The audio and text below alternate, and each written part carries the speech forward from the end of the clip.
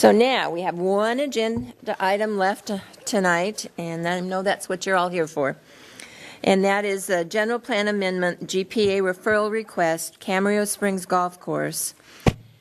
And before we started, I want to give a little bit of the ground rules we have here in the council chambers, and when we have, especially when we have a lot of people in the audience, and we have a topic that, with any topic, there's always those who are for it, and there's always those that are against it. So we set some rules down so that everyone feels comfortable coming up, talking to us, giving their opinion. So some of those rules are, we ask that no one laughs and boos or heckles. We ask that no one gives them a round of applause, because that way, again, it intimidates people who might not agree with them. So while you... some councils, I think sometime they were waving, but no clapping, no loud noises, so that that keeps people from feeling intimidated. So we want everyone to come up, be able to give their opinion, for or against, without feeling embarrassed or intimidated or otherwise. So we'll hear from everyone. We all get the opportunity. We do have a 3-minute time frame when we get to public comments on this item. There's a clock. You can see it. We can see it. It counts down. When it gets to a minute, it turns yellow, and that lets you know that it's time to wind down your comments. And we really tonight, with all of you in the room, I assume a lot of you want to talk, we got to make sure we stick to that 3 minutes.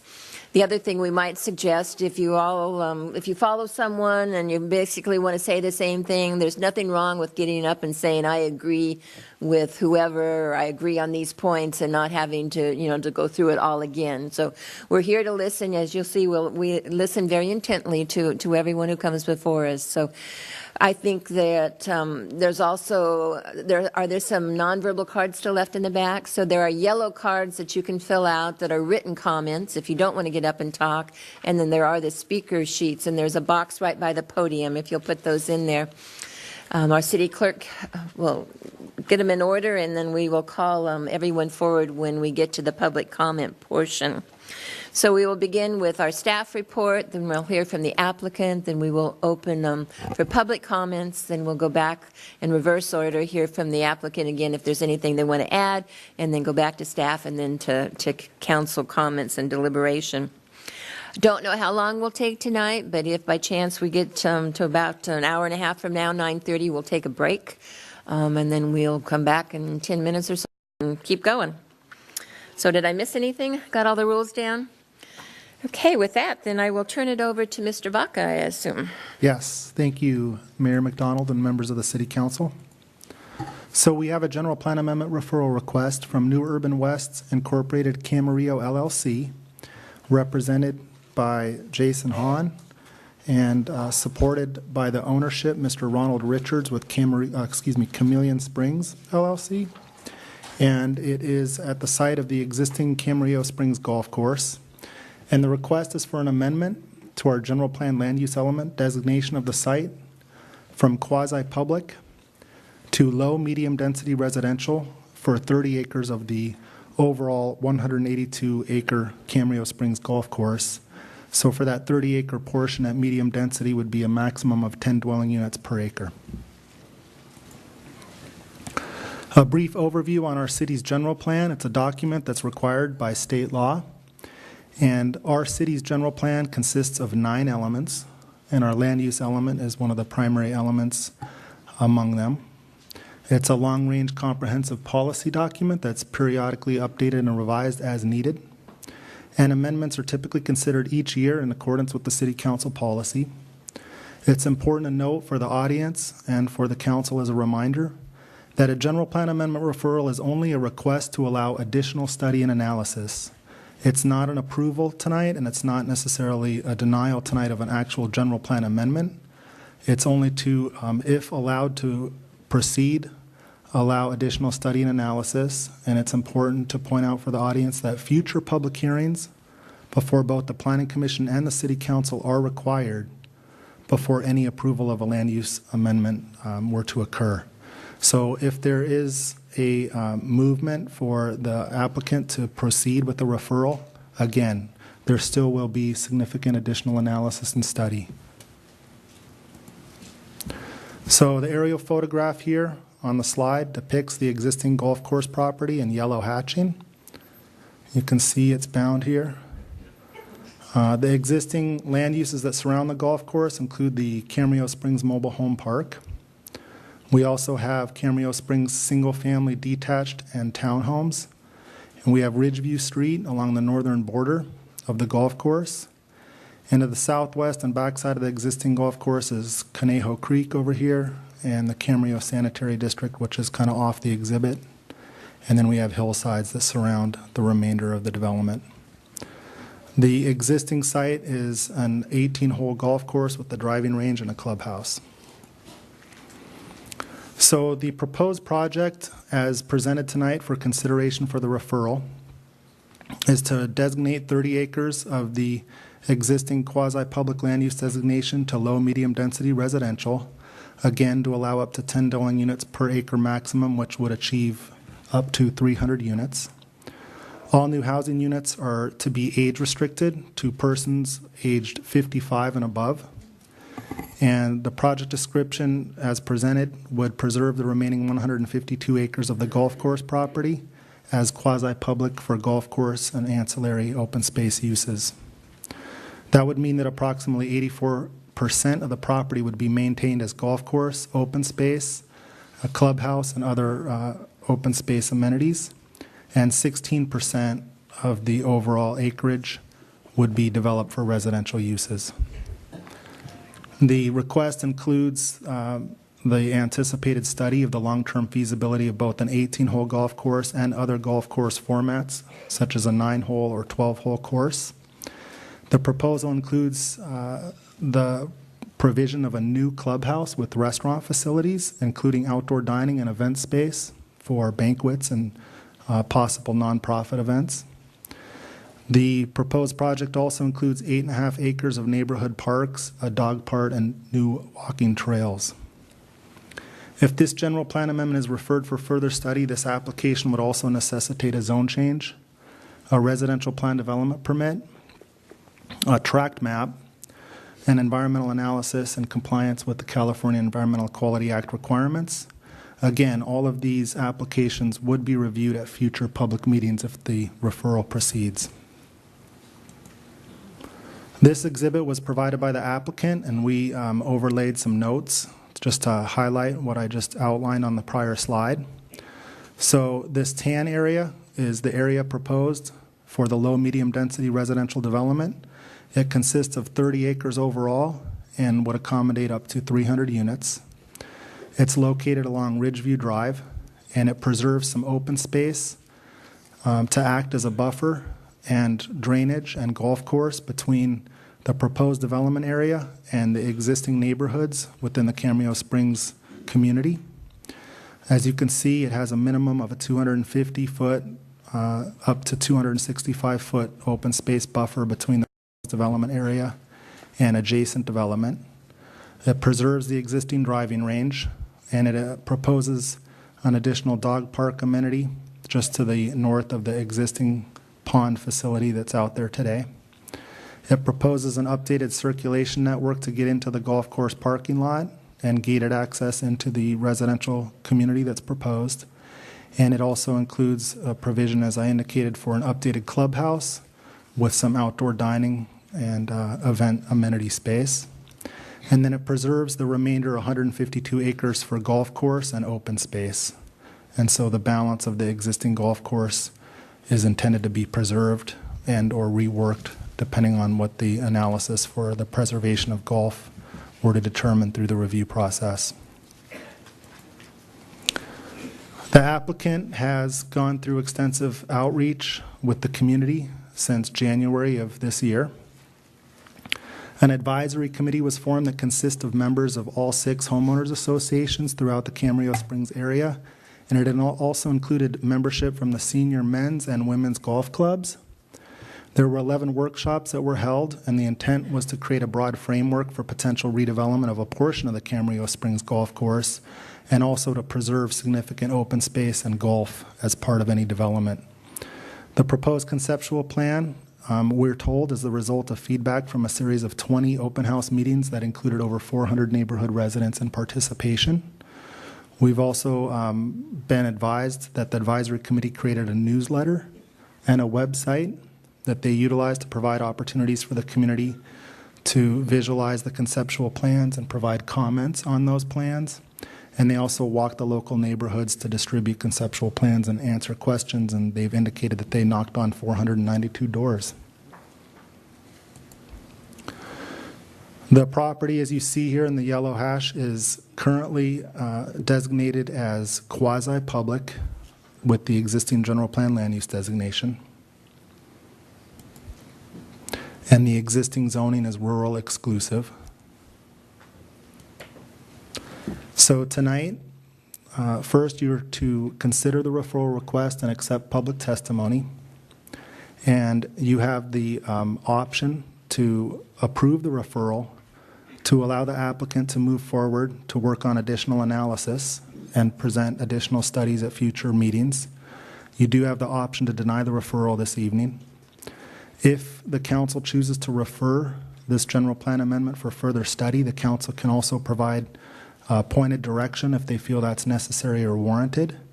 If the request is referred and there are specific issues or an issue that the council feels it's important to have studied in order to make future decisions about the change, it's appropriate to present that to the applicant and staff tonight so we can anticipate focusing on those areas of interest to the council. So that concludes staff's presentation. Thank you very much. Any questions of staff at this point? Mr. Kildee? Yeah, Joe, and maybe this is not the correct time to ask this question, but I will because they opened up questions. And you can answer it later on if it's more admissible to do this, but the 30 acres that we're talking about, does any of those acres in a floodplain, and if so, how would that be addressed? So Public Works can weigh in on this, but generally speaking, the existing golf course is in a floodway, and that is an area where the applicant and the city understands is an area for potential further study for sure, to look at the hydrology and how the proposed development would be safe and would also preserve that floodway and ensure that the channel doesn't back up. So that's an area where we anticipate significant amount of study, and the applicant's aware of that also. Did I do it? Anyone else at this point in time? I have a question, and again, I'm not sure when the right time is, but I'm going to ask it now as well. If this were to go through and we granted the change and the building were to go through, what guarantee is, or how would we be guaranteed that all these other things would happen, that they would maintain the golf course, rebuild it? So what mechanism is there to? We could, you could direct the applicant to work with staff on the preparation of a specific plan, that these were all elements that would be required as part of the overall master plan development of the golf course. The applicant has also indicated they're interested in working with staff if this proceeds on land use covenants. So that's something that we would definitely explore to preserve open space and, to the extent feasible, preserve golf course functions.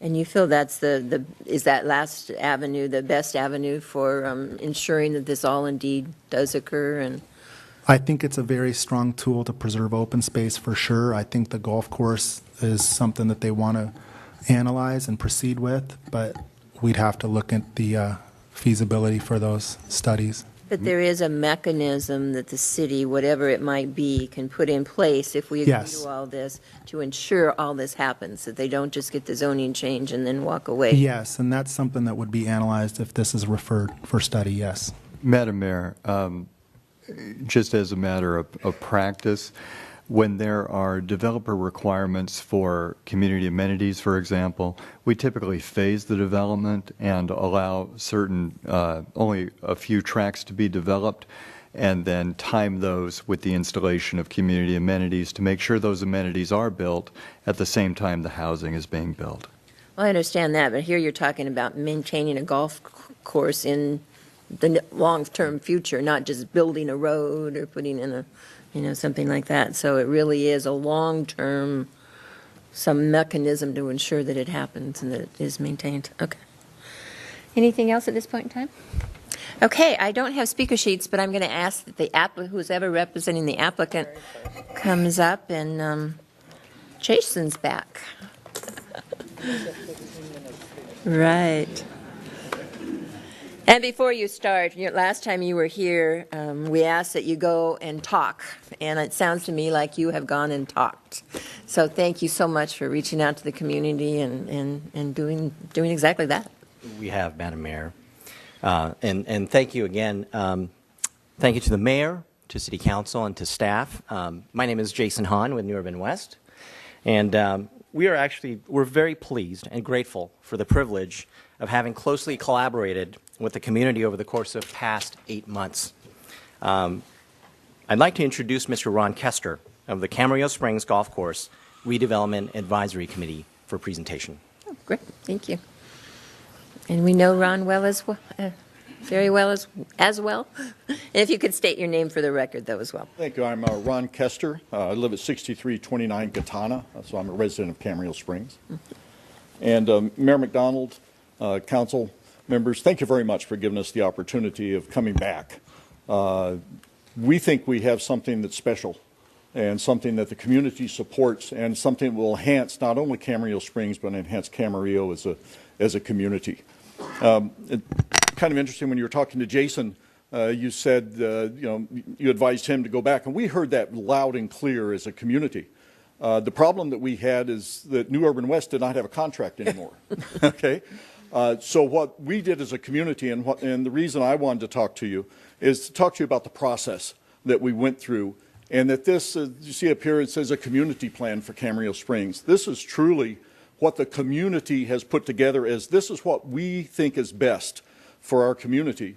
And New Urban West, through an iterative process of review and revision and review and revision, has responded to that. And what we've come up with is a true collaborative effort. After the last meeting, we all went away thinking, what's the next step? So we formed an advisory committee. We were not elected. We have no authority. We just put together a group of concerned people, and we said, what can we do to move this forward?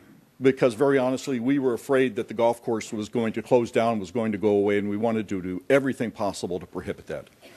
So we wanted, the original committee that we had back in November had about 20 people to it, but we really represented about 2 or 3 of the homeowners associations of concern. We stepped back and said, let's put together an advisory and communications committee and make it representative, 2 representatives from each of the homeowners associations and stakeholders. So there's 6 homeowners associations, the Senior Men's Golf Club and the Women's Golf Club. We solicited and recruited 2 members from each of those organizations and said, let's, as our goal, make sure, let me put it here. Well, that didn't work. Uh-oh. As our goal, let's make sure that we put out correct information and then we give adequate feedback. And so we looked at, as we said, the advisory committee is made up of the men's club, women's club, all 6 HOAs, and input from over 900 neighborhood residents. One of the things in Joe's slide, we talked about the 20. A little later, we'll talk about, we actually had over 25 open houses that were attended by over 900 residents of the community. And these were iterative. So we got a lot of input, a lot of feedback, and what you're going to see and what Joe presented is what the community was really looking at. We wanted to protect our property values and quality of life. Okay. We wanted to permanently preserve golf at Camarillo Springs. We thought that was important. And as you said, Mayor, permanently preserve it. Okay. One of the people we talked to said they were afraid they were going to try to take 2 bites out of the apple. Let's develop and then let's come back, and then 5 years later, let's take another bite out of the apple and develop that. So one of our concerns was we can't let that happen. We have to do something to avoid that. We wanted to ensure resident feedback was a centerpiece of any design effort. Facilitate timely and accurate communications between Camarillo Springs, the city of Camarillo, and New Urban West. And we want to thank the city for working with us primarily in understanding the process. That we wanted to make sure we understood and could convey to the community exactly what a GPA referral was, as Joe pointed out. To provide opportunities for each and every resident to express their opinion and input on the concept plan. We had a lot of pro, we had con, we had differences of opinions, but over the series of all of those open houses, we came to what we think is a concept supported by the majority of the community. We can never have 100%, we understand that. We wanted to create a diverse group with representatives of all stakeholders. And the main goal was to prevent loss of property value, visual blight, and fencing associated with the potential closure of the golf course. We wanted to preserve Camarillo Springs. Our goals and objectives, and a lot of this we'll go through because it's already been presented, is to protect and enhance property values for all of us, permanently preserve the golf course, and set it up for long-term financial success. We called it a revitalization effort. The reason being is right now the Camarillo Springs Golf Course, as much as we love it, is in a decaying state. It really is. Somebody jokingly said that the only thing holding up the clubhouse and restaurant are the termites, so please don't kill the termites. Probably true. But we wanted to revitalize it and make it something that the community is proud of and that Camarillo is proud of, and the golfers. We wanted to minimize impact to our neighbors. Nobody wants somebody to plop a bunch of houses right in the middle of them. But we wanted to limit development to a small portion of the property, now it's 16%, locating any new housing furthest away from existing residents, ensure compatibility with the existing neighborhood by providing senior-only housing. And what that also did is it minimizes traffic, minimizes congestion, minimizes noise. And maintain the active senior lifestyle. Now, not all of Camarillo Springs is senior. We recognize that. But almost all of Camarillo Springs is adult. And so that's the lifestyle and the tone of the community is senior and adult, lots of walking, lots of open spaces, that community flair. Providing new community open space, trails, and parks, and permanently preserving golf on the property. You may notice that you're going to see that phrase multiple times. that was the number one list when we said, what is it that the community wants? The community wanted to permanently preserve golf and address critical issues surrounding flooding, drainage, traffic, and the viability of golf. We know that's a floodplain, and it's also a drain from Conejo Mountain, and we know that there are issues associated with that. But by approving the GPA referral, we can now go study those issues and come up with mitigation plans. And in the plan, you're to see where the lakes are along the side. We've made those open space areas so that we'll help mitigate that, and then we can improve on that. On the drainage, we have flood coming one way, drain coming the other way. Okay, so there's going to have to be work to do that. Traffic, there's always traffic issues, particularly on Ridgeview Road, the exit. We want to look at that, look at the viability of golf. It's not do we do golf, it's what kind of golf do we do. And so we're have a team of professional designers and management that we'll talk about a little later that's going to do a detailed objective analysis on what golf fits there best from a footprint point of view and a marketability and sustainability point of view. And there are options. 18-hole is obviously what we would like to see. But 9-hole and 12-hole are also options, and we won't know which is best until we complete that analysis. We did do an extensive community reach process. We held over 28 community meetings since January, with over 900 Camarillo Springs residents attending it. And feedback was incorporated into every iteration of the concept plan, and we'll talk about that in a minute. These meetings included meetings in May, June, August, September. The initial 11 workshops over 3 days was really, what is it that the community wants? What are your concerns? What are your goals? What can we do? And then additional open houses that as we refine the concept, coming back and saying, what does this look like? Is this something you want? And then refining it even further. In addition to the community meetings, because there's some people that can't attend, we sent out 3 newsletter updates to the entire community. We established an informational website for them to go to. We solicited feedback by email, and we collected over 300 signed support cards that we'll enter into the record. Okay. And we can give you a full list of all of that. But what our primary goal was is to make sure that every resident had the opportunity to be heard. Okay. Now, admittedly, not everyone had that opportunity. And the reason being is we found out that some of our emails were not getting to some of the residents purely because they didn't have email, or some HOAs were not passing it on as much. So we did a mass mailing to every resident, just resident, and in it we said, go to this website, it has all of the updates on it, okay, and leave what your comments are. Now we also put a support card on the bottom. You know, I'll be the first to admit we're soliciting support, so there was a support card on the bottom, but there was also, if you have comments, go to this email address, or you can leave it on the website also. And we sent that out, making sure that everybody at least had an opportunity to look at it. The community feedback, how was it incorporated into the plan? The various colors was what the original plan was. And then as it went down, we dropped off development. It was originally developed 60 acres. Based upon community feedback, we've now taken it down to 30 acres. And this was as a result of people saying, I want at least 250 feet setback.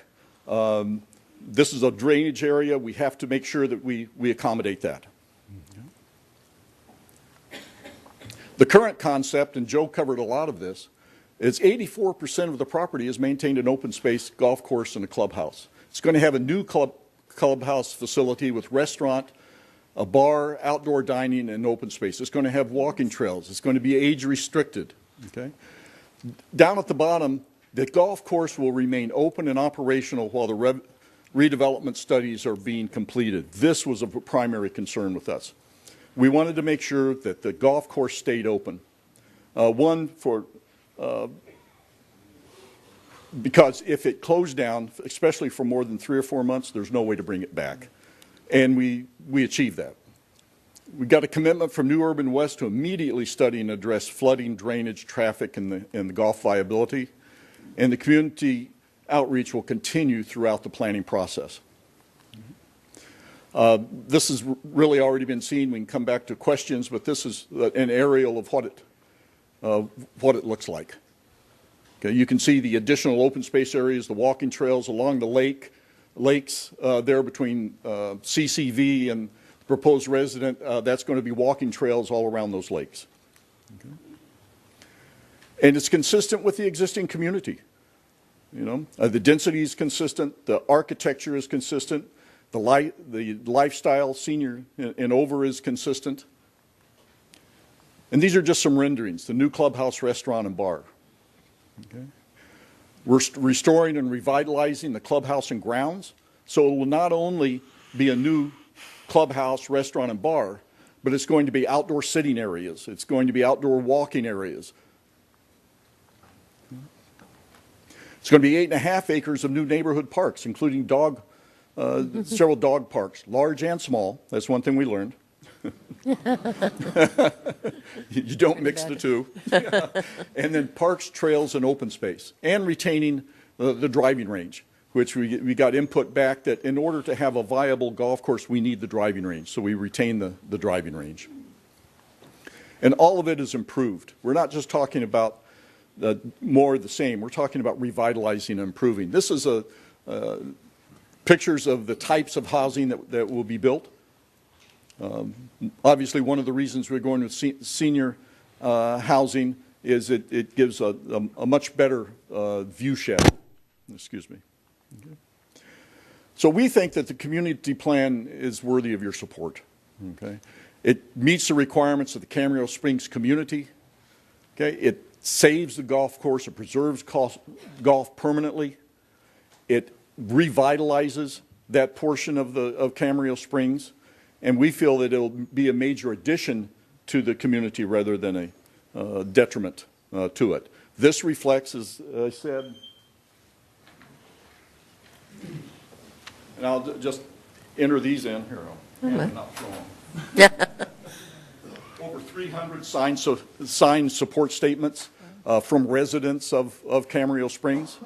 Okay.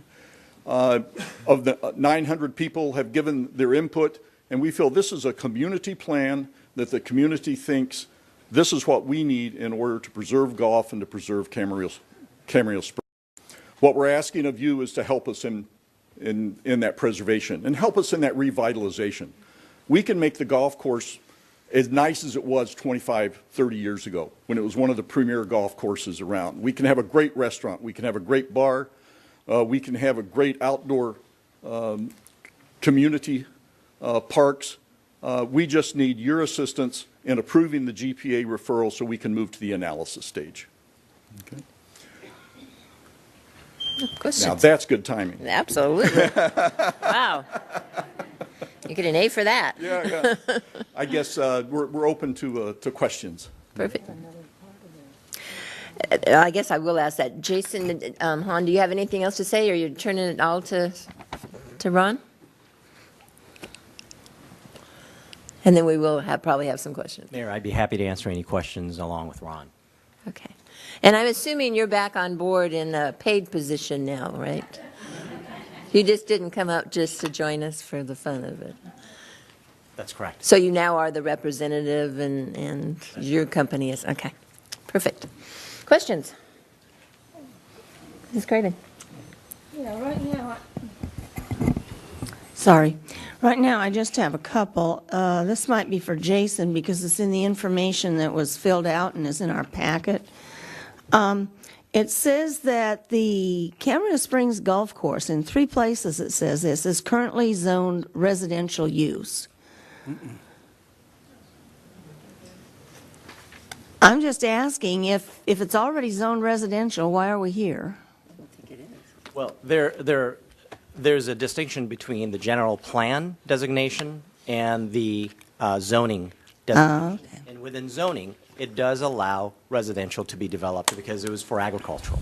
But it doesn't have the general plan land use designation. It does not. Okay. Correct. That was one question I had. I had the same question, because when you say residential, it meant the very few houses, one per so many acres.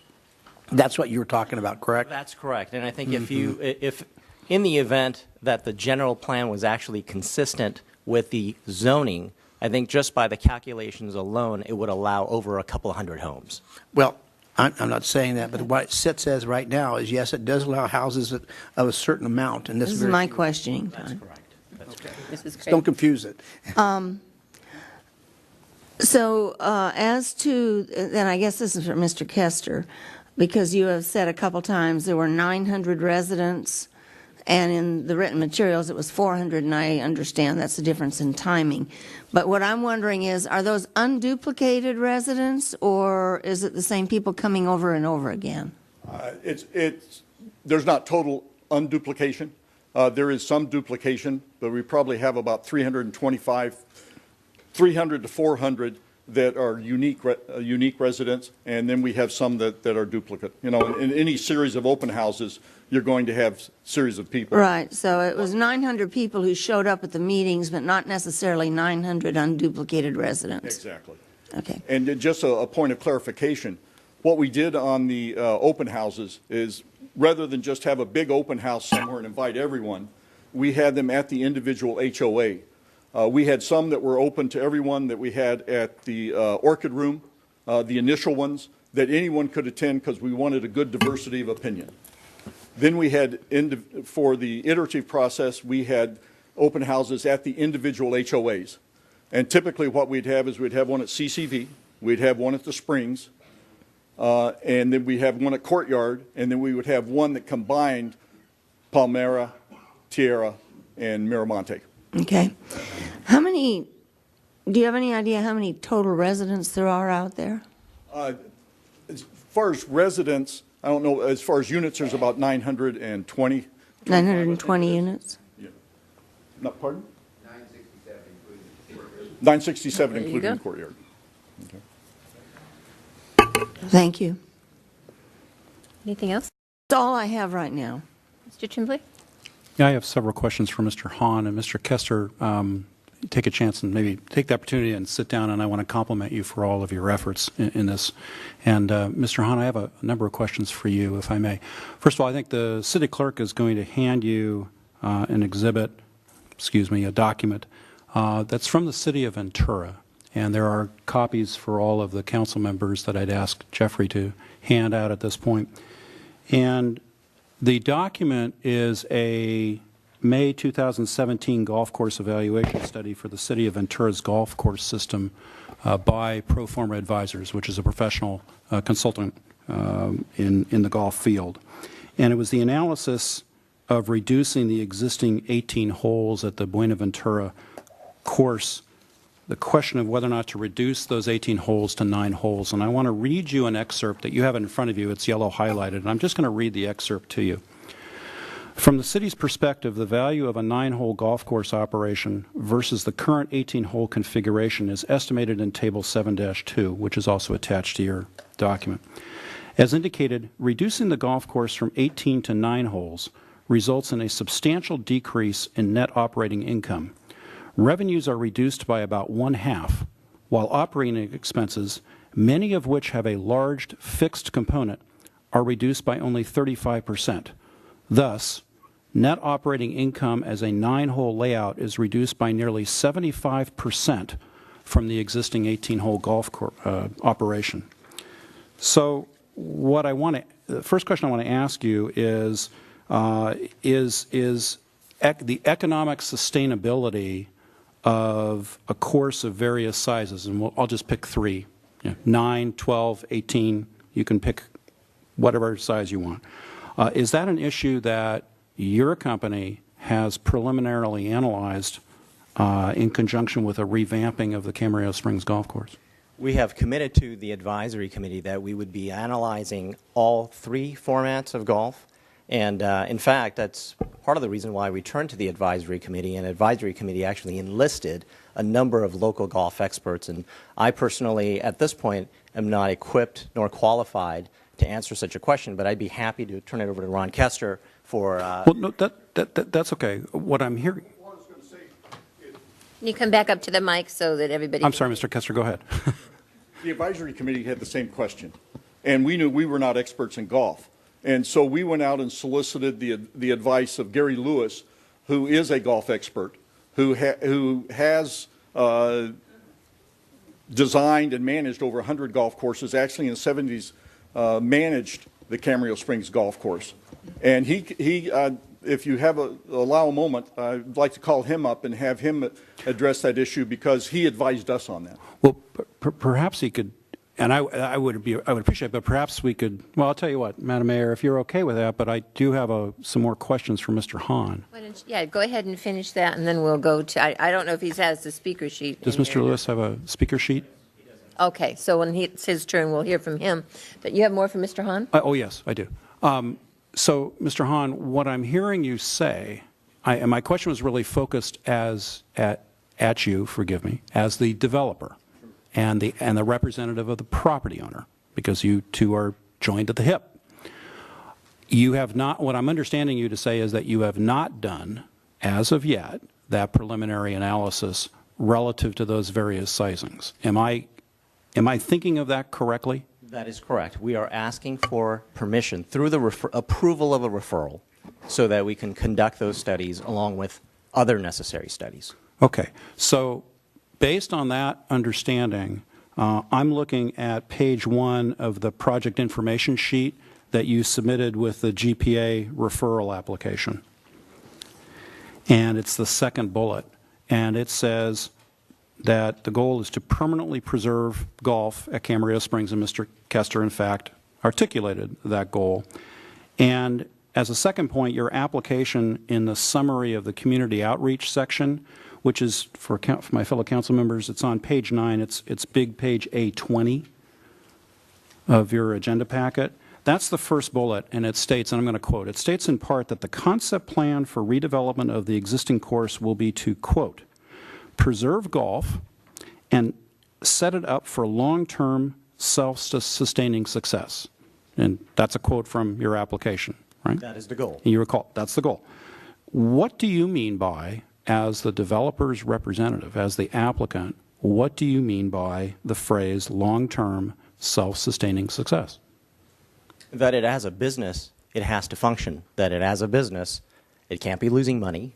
That it as a business has to be profitable, and that's the goal.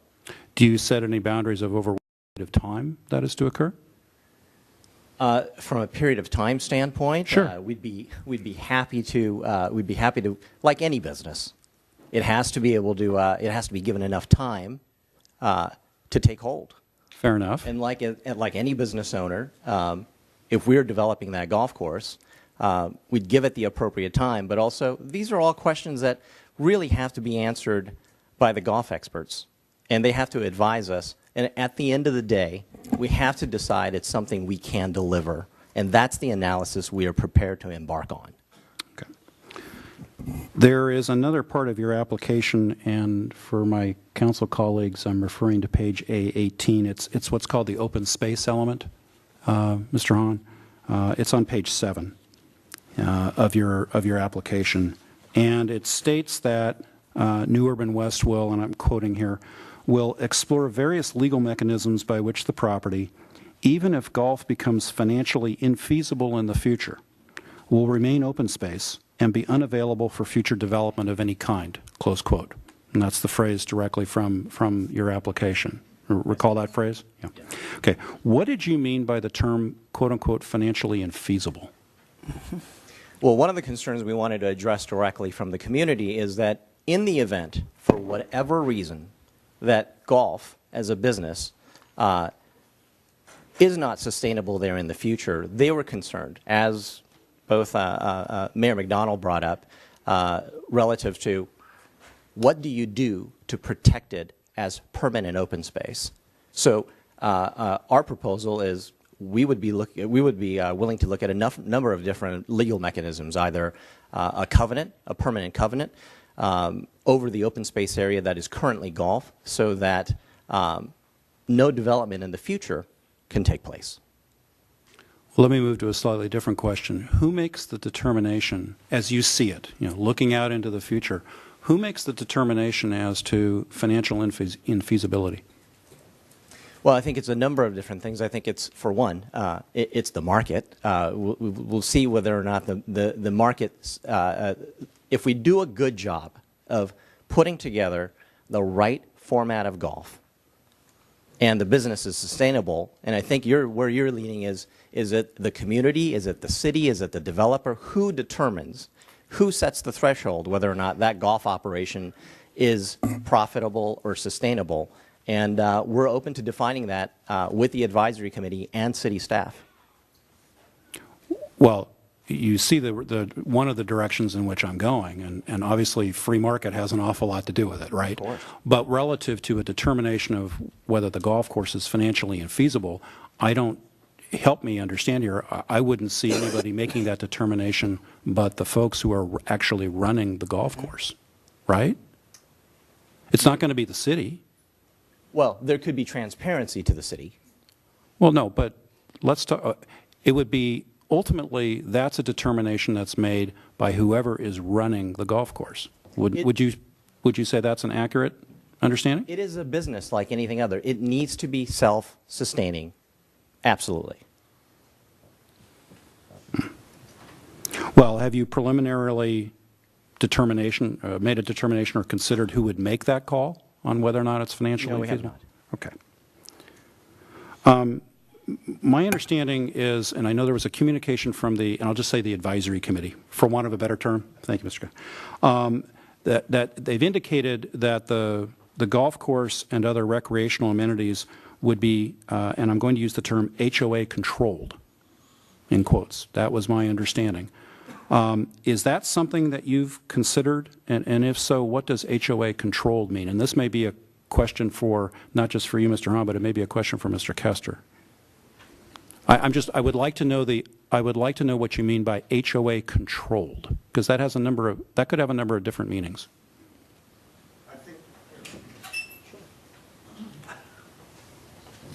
I think when we sent out that communication, what we were looking at is certain amounts of the open space, particularly in the parks and that element will be under HOA control of the new development. Oh, you were excluding out the golf course operation from that? The golf course was a totally okay. separate standalone entity. Okay, okay, all right. Next question, Mr. Hahn. Have you preliminarily reviewed, as New Urban West preliminarily reviewed, whether there is sufficient space within the 182-acre parcel area, which is no longer seen up there, but whether there's sufficient space within the 182 acres to accommodate a full 18-hole golf course while still accomplishing the goals that are set forth in the concept plan? We have a number of members from the community who have presented us with an 18-hole layout. We've preliminarily looked at it again as to whether or not those layouts make sense, those layouts work. That is all to be worked out if we are able to. And what preliminary conclusions, if any, did you draw based on that review? No conclusions. On page 15 of your application, I only have a few more questions, and thank you for your latitude, Madam Mayor. On page 15 of your application, which for my council colleagues is page A26, there is a map, and the area where a revised golf course location that has been drawn by the engineers for New Urban West has been marked with the appendage, quote-unquote, golf/open space. That's what it's marked as, and it appears in two, I think actually three separate areas on that one map. Why has that dual terminology been used? Golf would be considered an aspect of open space. There's other than that, there's no other reason. So there's no intent that that be mutually exclusive. That is that those terms be mutually exclusive. That is correct.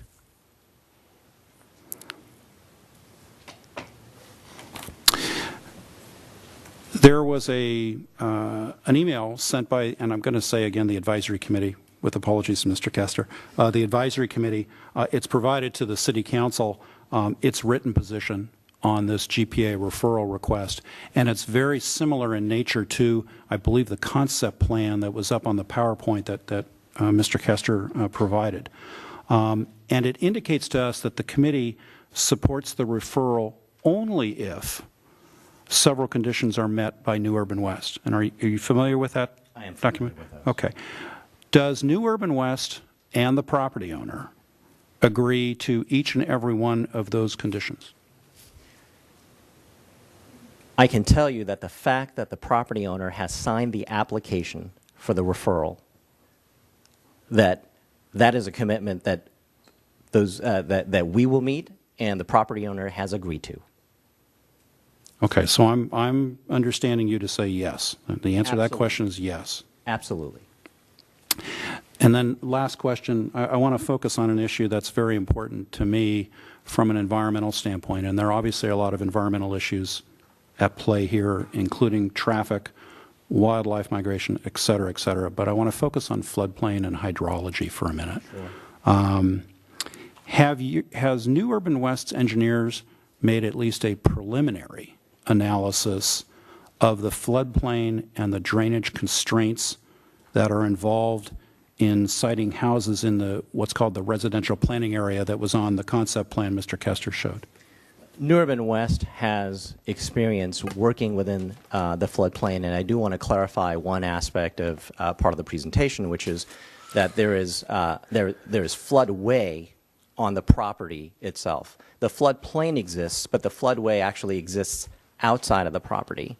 And FEMA, fair enough, county flood control, city public works have rigorous standards for analyzing whether or not a developable area can be created outside of that floodplain. We've processed a number of CLOMers, and I'm sure many of you are familiar with CLOMers, or the conditional letter of map revision, which is ultimately done by FEMA, and we will follow those. If we cannot provide a safe, developable area based on the FEMA, County of Ventura, City Public Works, all of the standards, there will be no development. We have to meet those standards. Yeah, I recall when we were back here in January, we saw some pretty dramatic pictures of that golf course under a material amount of water. Yes. At that time. and that is directly the area that is marked as the residential planning area in the application. So I take it that those pictures did not deter you. No, they did not. That was almost a more rhetorical question, but that's fine. I'll ask it in the affirmative. I understand. Okay. All right. I don't have any other questions for the moment, Madam Mayor. Thank you. Thank you. Mr. Morgan. I think he went over almost all of my questions, in fact, but Tony did a good job. I've been here 37 years and been out there when it's flooded 3 major times, where it's gone up to the door, the doorstep, I call it, of some of the mobile homes down that end. And if it hadn't been for certain people coming in and helping bulldoze out a channel and things of this nature to get more water out, and also firemen coming to help with sandbags and other things, we could have had a real problem. And that's where the water spread out. I've seen some pictures here someone sent me, but I've seen it worse than this. Okay? I can't wait to see how you're going to solve that. That's going to be a difficult challenge because you don't want to hit one side and drown the other. It is the first study we will conduct, one of the first studies, immediately. Okay. The other one is I fool around here trying to do a golf course for you. I can get 18 holes out of it anyway. If you need some help, let me know. I've heard that. I've played that golf course many times, not lately, because it's gone down the tubes, but I used to play it all the time, and I got familiar with a lot of the holes and what's going on there. And so I can't wait to see what you come up with, and hopefully it won't be 12 or 9 holes. Well, if we're successful, we hope to have you back. Okay, good. That's all I need. Thank you. Mrs. Craven. I think Mr. Kildee. Oh, did you? I'm so sorry. Just one question. 8.5 acres of a new park, including a dog park and a passive recreation area. Can you define for me a passive recreation area and what that potentially could be? Sure, it's simply to mean as opposed to active. The residents have made clear that they're not looking for ball fields with night lights and those types of things. So to prevent those types of potential intrusions, any recreational element would be a passive park that doesn't have events and those types of things. That's all I have. Thank you. Okay, I did have some other questions, and I couldn't find them at the time because they were buried under my packet, but when I was asking questions earlier, there's some things I'm unclear about. I know everybody wants to keep the golf course, and what configuration is not clear, but at the end of the day, if this project were to be if this request were to be approved and you went ahead and you came back with a project that we approved, who would, in the end, own the golf course? The golf course would be at least for now, there are options on the table, but one of them, which is a strong one, is that it's a standalone business. That today, many of the golf courses are really they're running in the black because they have a robust food and beverage business. This place currently does not, and once that is up and running, and the golf course along with it, as a sustainable business that's running in the black, that is going to be valuable, and somebody will want to own it and run that. So Mr. Richards would then sell it? That is correct. Okay. To an unknown person. And this will all be developed? Chair, if I may, just to clarify, Mr. Richards would not be selling it. New Urban West, upon approval of a project, New Urban West will close escrow. Any further dealings that the city has or the residents have will all be through New Urban West. Okay, then I just changed the wording. New Urban West would sell it to somebody or to some company. That is correct. Okay, and that would be the whole kit and caboodle, the restaurant, the golf course, It's all part and parcel. And is it anticipated that that's going to be built at the time or before or during, while the residential units are being built? Or does it come after, or what's your planning on that? Currently, the thought is it would have to happen at the same time. We feel it's important as a recreational element, even for the new homeowners, that those facilities are there. So at the beginning of the construction for the residential, your public works and your planning department is going to give us a list of conditions of approval that at a certain time, before we can actually pull such permits or occupy a certain number of homes, certain facilities have to be in place. Okay.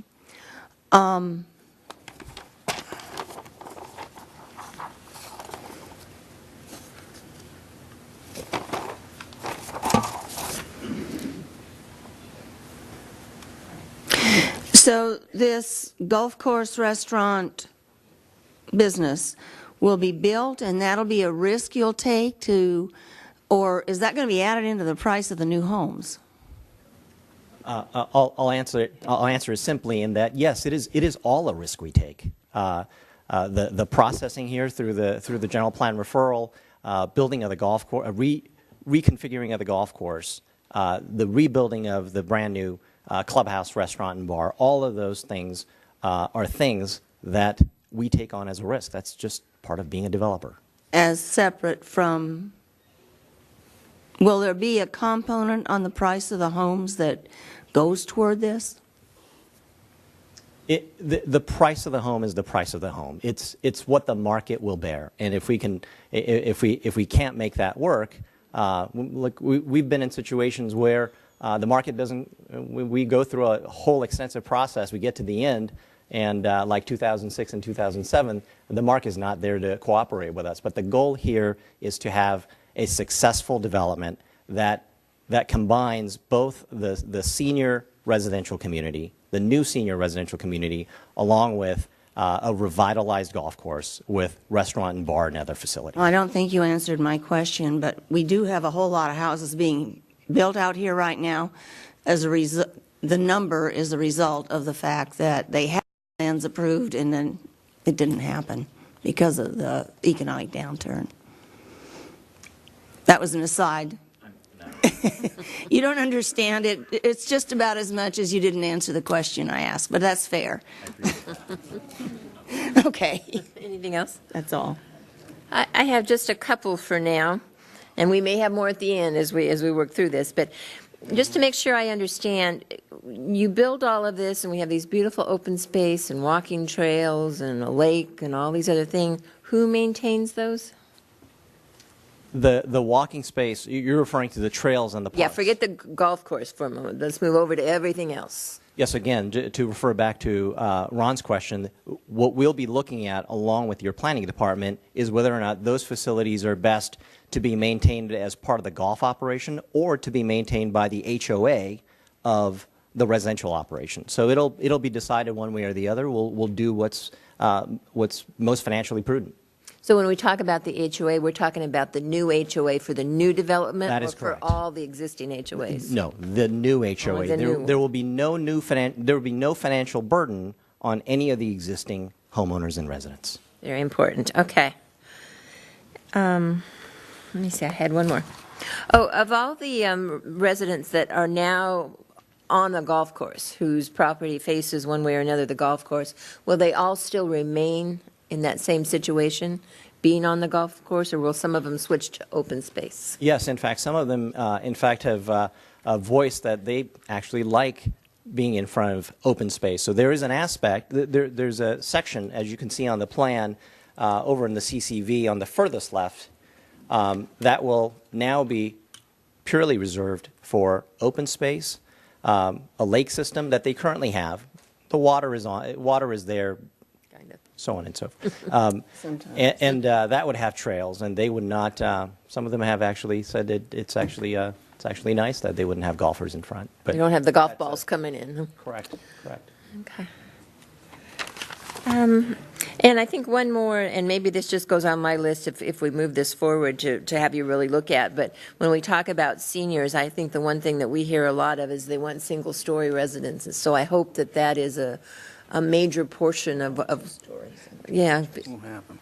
of all these buildings you see out in Springville being built, they're all two-story homes, and it makes it very difficult. So if we're talking about a senior community, I hope we're talking about single-story homes. Yes, we will have both. The single-story or the two-story that have in the market proven to be very successful is whether or not you have a two-story home, what's on the second floor may just be guest rooms or an ancillary room. All of the living is done on the first floor. Good, okay. So we hear that all the time. We need single-story homes. Yeah, there are a lot of two-stories. And obviously you get more square footage if you do two-story, but that may not be what they want. Anything else for Mr. Kessler or Mr. Hahn at this point in time? Oh, I'm sorry. Just one. You have a wildlife corridor kind of going through there, through that area. I've got so many pictures here. People sending me pictures of everything from what they call raccoons to deer to everything that's out there. And I've seen cougars out there chasing rabbits before early in the morning. So I know that's a wildlife corridor. When it gets early in the morning or late in the evening, are they going to be able to peruse or go through that down to the river? Yes, in fact, the purpose of retaining that, in addition to for purposes of drainage, is that we had, I think Meryl Berge is here tonight, she had advised us as part of the advisory committee that that connection is important to remain. And as we work through the process with the planning department, I'm sure there will be ample opportunities to ensure that that continues. Good. Anything else, Mr. Just have Goulding? one really quick question, and I want to definitely hear from the public. But will there be an economic impact study also done along with this? And what I'm thinking of course, we do not want to, we hear a lot about property values and whatnot. Will it be an economic impact study also where your company, your firm look into that? Yes, we will. Okay, thank you. Okay, thank you both. We'll take public comments, and very well at the end, if there's something you want to add, we'll certainly give you time for that, and maybe a few more questions. Thank you. Okay, I have quite a few here, and as I mentioned earlier, about 9:30 we will take a short 10-minute break, but we will start working our way through it. Again, please come up to the podium, state your name for the record, and you have the 3 minutes. So we will start with Bob Spielman.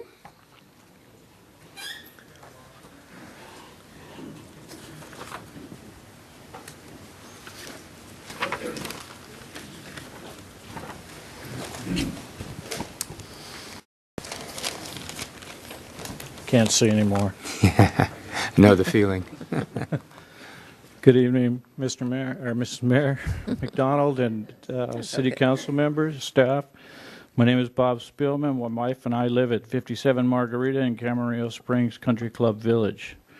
Many of you know me, and I've been here simply on the fact that I've been here many times fighting for our community, and tonight is no different. But tonight I would like to talk about the facts of this situation. All the ladies and gentlemen here tonight are here because this is very important to them. But I feel the majority of the people approve this, and I ask that the people that are in opposition think about what the general plan amendment really is. This is not an approval to build a project. This is approval for New Urban West to work with the professional city staff, members of the ad hoc committee, members of the community, and others, so that we can design and put a scope of work together for a project that we will all be proud of. If without these studies and this valuable information, we are unable to make a clear decision on whether this will be a sustainable project or not. So everyone knows this can take years, and the community residents have more power after the approval than they do before to stop the project. But the best part of getting the approval is the New Urban West has agreed to keep golf alive and the golf course open during this process. That's a good thing for all of us. They have also made a commitment to all of us to be going forward. Camarillo Springs residents will continue to have a voice in this process, and this is a very good thing. I can't speak for everyone here tonight, but I speak for the majority of CCV homeowners. We feel this is a viable project for us. We want to preserve golf, open space, age-qualified housing, and the serenity of the way of life we have grown to love. We believe conceptual plans provided here tonight provide most of the qualities we're looking for. So I ask the council members to approve this general plan amendment. I also like to ask the opposition to allow the professional city staff and New Urban West the opportunity to do something exceptional with a piece of property that has been decaying for years. Remember, there is plenty of time to stop the project if the promises are not kept. So again, I request the City Council to approve the general plan amendment referral. Thank you for your time. Thank you. And I'm glad you added the word referral at the end there. So it's just a referral. It's not the general plan amendment. Next, we have Tom, I can't read with my glasses. Tontz, T-O-N-T-Z? Tounts. See, I'm the opposite of everybody else. I can't read with my distant glasses.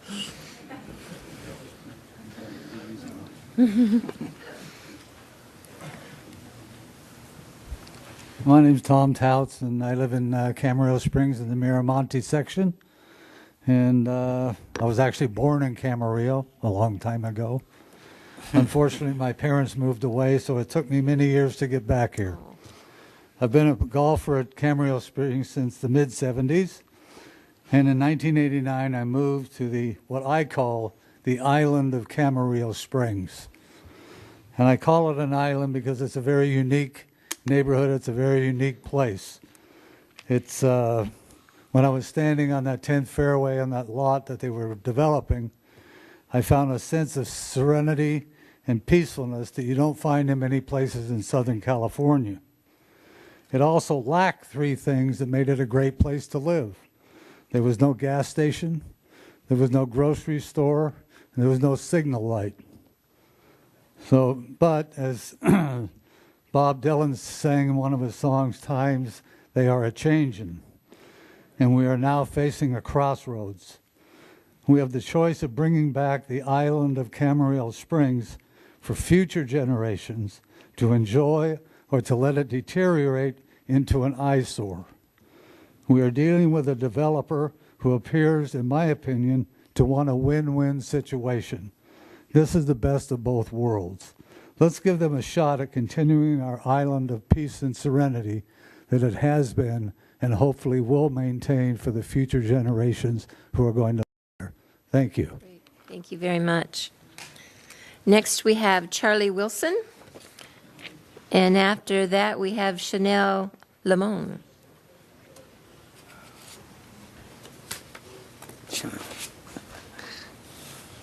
Glasses on. Mayor McDonald, City Council, staff, good evening.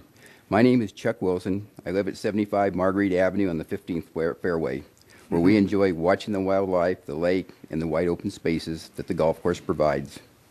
My initial response was to fight any development. I like it the way it is, other than a little maintenance on the golf course, which has been needed for the last 10 years that we've lived there. I've actually been part of the Camarillo Springs Advisory Committee. I have talked to several residents. In fact, we've gone up and down the streets asking them to please support the New Urban West study. I feel that New Urban West has listened to our community's concerns. We have been loud and clear about what we do and don't want. The plans to date show that they have listened. We have various serious concerns regarding our future if you deny the New Urban West request to study the feasibility of this project. The golf course will close and be fenced and covered with weeds. The lakes will no longer be maintained. We have seen the water rise 6 to 8 feet during back-to-back storms. How will the flood water escape with the course in disrepair? I also believe there is a misconception that the city has the authority to force Mr. Richards to keep the golf course open, operating in good condition. I think that's not true. The plan by New Urban West will preserve golf at Camarillo Springs while they evaluate our area. I believe this plan to be worthy of further study. I strongly recommend tonight that the City Council vote yes to allow the New Urban West to move forward. Thank you. Thank you. Oh, there. And after that will be Greg Sayre, S-A-Y-R-E? Sayre, sorry. Yes. Good evening, Councilmember Kildee, Vice Mayor Craven, Mayor McDonald, Councilmember Morgan, Councilmember Tremblay. It's great to be here among friends tonight. My name is Chantel Limon, and I'm a lifelong resident of Camarillo and a 3-year resident and owner in Camarillo Springs. I'm a licensed real estate broker, and I'm the Director of Marketing for RE/MAX Integrity in Camarillo. We've all heard those 3 little words in real estate: location, location, location. As part of my job, I market homes in Camarillo Springs as being part of a golf course community, especially highlighting views and lifestyle. Whenever we get a listing in the Springs, we market it as being part of a golf course community, as we recognize the value in this location-based selling point. I'm part of a group that believes in preserving golf at Camarillo Springs. I feel that by preserving the golf course, adjacent property values will be supported. Additionally, I believe by improving the golf course, clubhouse, and amenities at Camarillo Springs, adjacent and future property values will increase. If golf ceases to exist at Camarillo Springs, there will be an immediate effect on adjacent property values. In my opinion, values will decline, and property situated near an obsolete golf course would actually be detrimental to marketing and selling efforts. New Urban West has offered a solution to keep the golf course open and maintained with an approved GPA referral tonight. Together with our community, we've worked hard to outline a plan which includes both the preservation of golf and new housing, which we feel is a plan worthy of further study. I am appreciative to have been included in this conversation. As Mr. Vaca mentioned earlier, future public hearings before the Planning Commission and City Council are required before any approval of a land use amendment. We understand that the plan presented tonight is not one that is set in stone, simply a starting point to be studied, considered, revised, debated, and decided on in the future. So much weight is given to the referral process tonight, when in actuality, it's more of a formal green light to allow further study of this plan. If approved, the fiscal impact to our city is 0. The fiscal impact of a closed golf course in Camarillo Springs could be much more significant, and I am not in favor of taking that risk tonight. Thank you. Thank you. So we have Greg Sayre next. Sorry, as I said with my glasses, that looked like an H and not a Y. Sorry about that.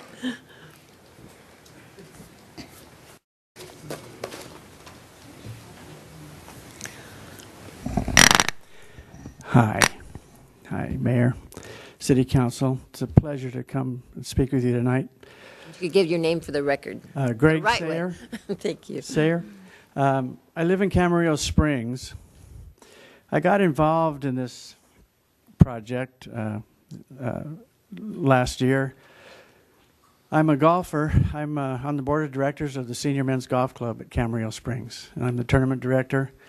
And even though I live there, I'm really passionate about golf. And I really got involved because I wanted to see golf preserved. When the golf course became sold, there was a lot of fear that spread across the community, and especially the golf guys. There's about 40 of us that play every Monday, and we were wondering if the course was going to stay open or closed. We didn't really know what to expect.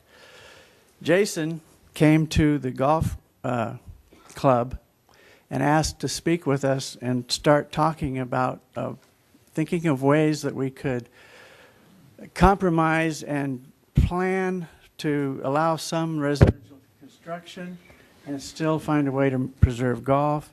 And so we began to have these little roundtable discussions. From that, we then decided to reach out to all the members of the community that lived on the golf course, and we developed a concept that we would have intimate meetings of 10 to 12 people over a period of 3 days so that we could explain to them what was going on and try to dispel some of the rumors that were false and try to get our hands around what we could do to help and solve the problem. So we invited, in fact, a lot of these people here tonight came to those original meetings. There was about 160 people. Wow, that's going by quick. It does. Talk fast. Yeah, you got to keep going. Anyway, we think that the golf course can be revitalized. It can become a jewel in the city. It will have people from all over coming to want to play with the new clubhouse. It used to be great. It can be great again. And a lot of us golfers are prepared to volunteer and do the work that needs to be done to start now. Even though this may take 3 years, 2 to 3 years to do these studies, we can start now and probably change the opinion of all the rest of the golfers in the community within just a couple of months. So I think we're going to have a really great success story in the end. So Great. Vote yes. Great. Thank you. Next, we have John Gardner. And then after that, Merrill Berge.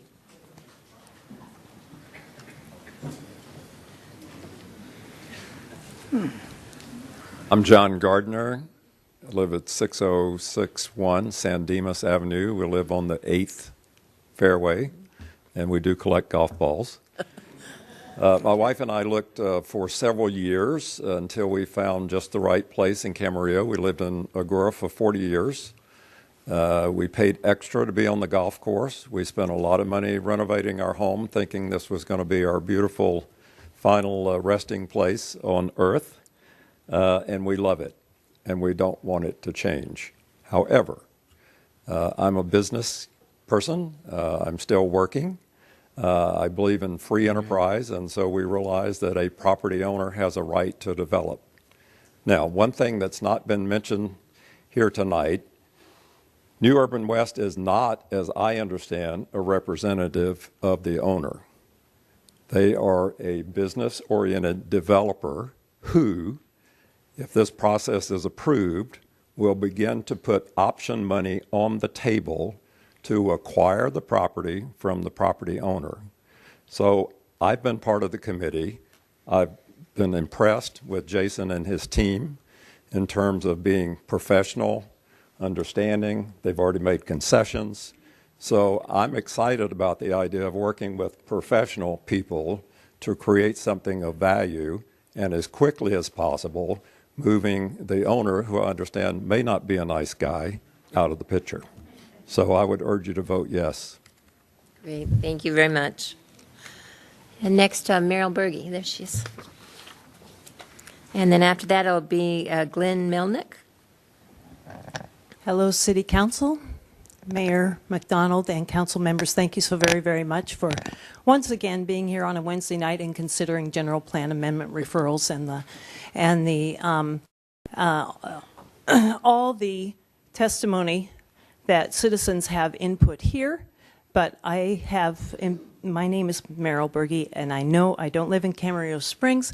I live in Natalie Way, but I was asked to be involved with the advisory committee to begin with, to kind of help pull people together. And as you know, one of what I feel is most important in this development process is transparency and inclusiveness, and working with as many groups, stakeholders as possible. And I have found that that was the process that ensued. It was very, very well done, very thorough. And if you Google New Urban West, they have a sterling reputation. I think that considering the alternatives, we are in very good hands going forward should you approve the general plan amendment referral. Thank you very much. Thank you. I have a question. Oops, come back, Merrill. So if we approve this, you're not going to come down and tell us not to approve development? This is, I have never said. No, I think it's a fair question. I have never said not approve development. What I think is the most important thing is that we are all included in the process. Thank you. Thank you. So Glenn Melnick and then Everett Wells. Hello, thank you, Mayor and members of the council. My name is Glenn Melnick. I'm the current GM and tournament director at Camarillo Springs. I have an inside view and firsthand knowledge of the workings of the course operations. I'm here this evening to offer my observations and knowledge about the state of things at the course. As you are probably aware, the golf course badly needs investment and repairs. There has been decades of low investment in the course by the previous owner. It's without a shadow of a doubt that what is being proposed will breathe new life into a facility that needs to be revitalized. I would also like to share some important timetables tonight. Here are the facts.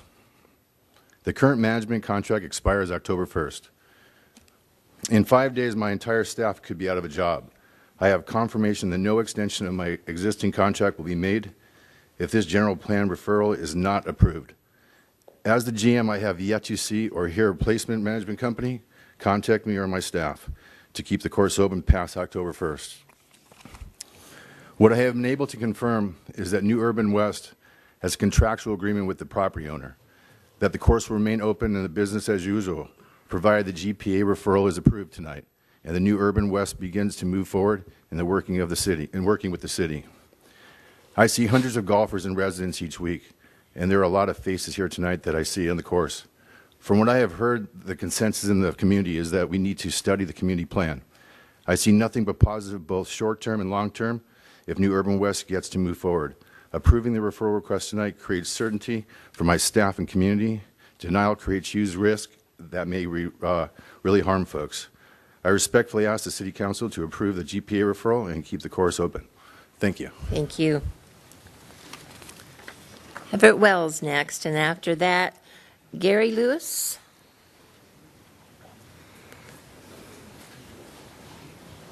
Mayor, City Council members, I'm here in... Well, you need to give your name just for the records.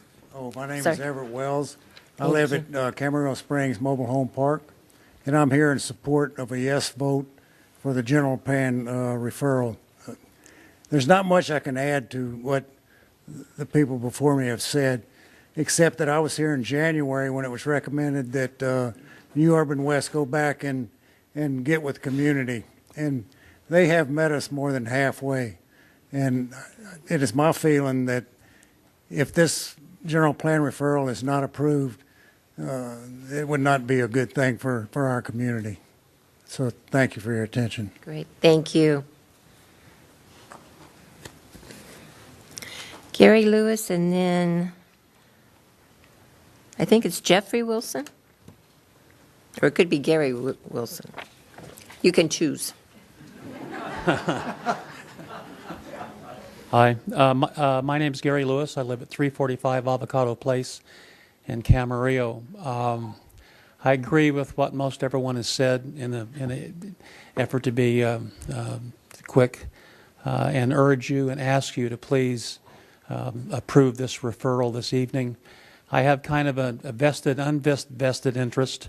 I actually managed the golf course back in the early 70s. I have a lot of history there, and I remember the days, and I remember how it was in the old days, if you call it. I remember the folks in the park had their own golf cars, and they used them on the golf course. They came down to the restaurant, and it was really kind of a community happening, and it can be that again. I can tell you, I've been in the golf business 45 years, and I hadn't seen that golf course in 20 years when my wife and I went out there about 6 months ago. I promise you, I almost cried. When I saw what it was, I saw what it became, it was really disheartening.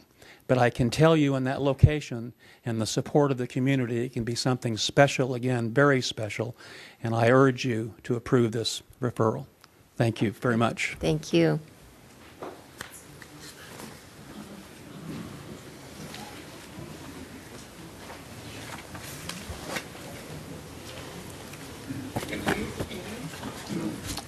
Mayor, City Council, my name is Jerry Wilson. Jerry. I'm a homeowner in Camarillo Springs on the golf course on the 8th hole. And I'm asking the City Council to please vote yes on the referral, and I will tell you why. My wife and I moved to Camarillo Springs in June of 2016. Our primary reason for moving was we wanted to retire on the golf course in an ideal weather climate surrounded by nature. We found the perfect place in Camarillo Springs. You can imagine our disappointment when 5 months later we received a letter from Mr. Ron Richards stating that the golf course most likely will be closed and fenced. I am sure that every Camarillo Spring resident in this room tonight has their own story of why the Camarillo Springs means so much to them. Fast forward to today and how far our community has come to reach out and understand that we now have New Urban West in support. New Urban West has listened and responded to our request to keep the golf course open, maintain, and improve our community, and most importantly, retain our property values. Our thanks to all of the community committees and the members who have devoted so much of their time and talent to saving our community and keeping it as a unique environment which we all love and is the reason why we all live here in Camarillo Springs. I want to thank the City Council for hearing and listening to our request. Thank you. Thank you very much. And then Cheryl Wilson is. I thought Gary was Sherry. That's okay. It worked out. Okay, good evening. You might pull the mic down so we could. There you go. Good evening, Mayor McDonald, City Council members, and my fellow Camarillo Springs neighbors. My name is Cheryl Wilson. I live at 75 Margarita Avenue in Camarillo Springs. I live on the 15th fairway. I spoke at the January City Council meeting, and nothing much has changed since that evening. My husband and I still live on the golf course with our serene, uninterrupted view of the golf course, the wildlife, and the mountains. That being said, everything has changed. The golf course is sold, and the likelihood of the course being maintained is gone. The threat of weeds and chain link fences are very real. In January, I thought of Jason Hahn and his group who comprise New Urban West as young people who don't know how it is to reach the last years of your life and have everything you've worked for being compromised. In the months since that initial meeting, I still like what I have, wish it could stay that way, but I know that that's not how life is. Since our first view of this young, ambitious group, known as New Urban West, my thoughts have changed, not only of this young group of people, but the project they are proposing. In a meeting at the Orchard Building, I asked Jason to come to my home, stand on my deck, observe my surroundings, and tell me just what he thought he could do to improve upon it. I was a little irritated. Jason did come to my house. He stood on my deck, and I think he liked what he saw. He has, I believe, taken into consideration many of the hopes and concerns voiced by the entire Camarillo Springs community. We've attended many meetings with New Urban West, and it is my belief that they have listened. Some of you are opposed to this study. Let me say to all of you who feel the way you do for whatever reason, do not be naive. If you use the Camarillo Springs off-ramp to get to your home, you will be affected. Some of you never see the golf course. You know where it is, and you're happy that it's there. Not all the homes in Camarillo Springs have a view of the golf course from their windows or their decks or their backyard. But it is my belief that letting this huge body of land go to ruin, all of our property values will surely decline. Tonight I'm asking you, please think outside the box. Ask our City Council to vote yes on the general plan referral. Thank you. Great, thank you. Our next speaker, Mike Mishler. Oh, sorry. And then Mark Malloy. How's that? You three must have come in together. Good evening. My name is Mike Mishler. Good evening, Council. You know me from the I'm a board member of Pleasant Valley Rec and Park. I'm here as a private citizen, so I don't want to get that confused or anything. I'm here in opposition to this referral process. I have three main points. They're pretty simple. The first one is what I call a failed business model. The landowner, as we know from previous meetings, believes that the golfing business is terrible and everything else, but he still went out and bought a golf course, even though the business is supposed to be a terrible business to be in, then comes into the city and wants the city and the citizens of the Camarillo to rescue him from his failed business model of a golf course. So, I mean, we don't need to do that. There's no reason to bail out a businessman just because he made a bad decision. That's the same thing for all the other businesses going on in Camarillo. The second one is what I refer to as a Pandora's box issue, which is we obviously have other golf courses in town. If the city allows this referral to go through, what's going to happen at the other golf courses? And we're just, right now we have a problem at Camarillo Springs, but if the council lets this move forward, people are going to look out there. Richards himself may just go over, takes the money from here and go over buy another golf course and come back in next year or 2 years later.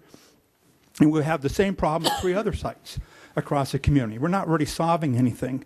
And the third and final one, and a lot of the citizens here think that this is going to be some type of final solution for the golf course. As Tony mentioned from the report that was done for the city of Camarillo, city of Ventura, just recently, their 2 golf courses are making money. But their study clearly pointed out that if you shrink it down less than 18 holes, you're almost guaranteed to lose money. There's no way to make money off a golf course long term if it shrinks under 18 holes. And if you look at their plan, there's no way to put an 18-hole golf course on what they're proposing. So they're going to end up with something less.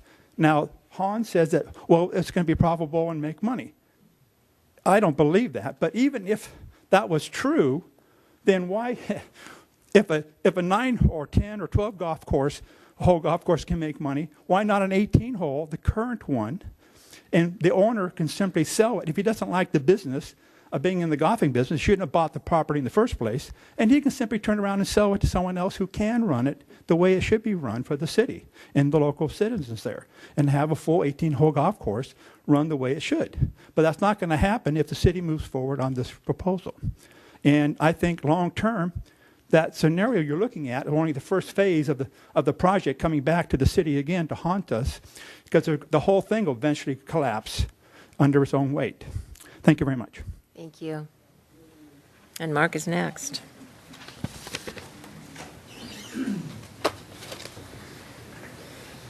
Yeah, so we'll do this one. I'm Mark Malloy of 104 Margarita in Camarillo Springs. Good evening, Mayor McDonald and council members. Please do not start the process of replacing half of Camarillo's largest public recreation venue with housing that was never anticipated in city planning and is not needed. This does not make Camarillo or the Springs a better place. New Urban West has spared no expense to portray this as a community-supported plan. Senator Kamala Harris once said that when someone is pointing a gun at your head and asks you a question, your answer will have little to do with the question. Months ago, Mr. Richards threatened me and my neighbors with immediate closure of the course. His survey crews have planted stakes with orange flags and painted fluorescent marks on the pavement, marking the edge of the course. His message is clear. Support redevelopment or we'll fence it off and ruin your community. And we just heard from the general manager that that's now 4 days away. More threats. So when they ask for community support with this kind of duress, it's clear that what they claim to be support is just the result of what a few really hardworking and well-meaning people have done to try and prevent the trigger from being pulled. As a Camarillo Springs resident, I attended 3 of these meetings, and it was crystal clear from the beginning what the community wants is to be left alone. Unlike the senior needs assessment study that the city and the Park District are doing, where there's independent analysis of the community's desires and conclusions reached using statistically verifiable data.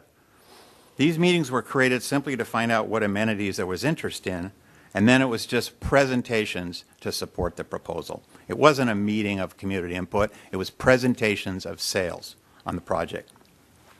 And don't be fooled by the claim of 30 acres of new housing.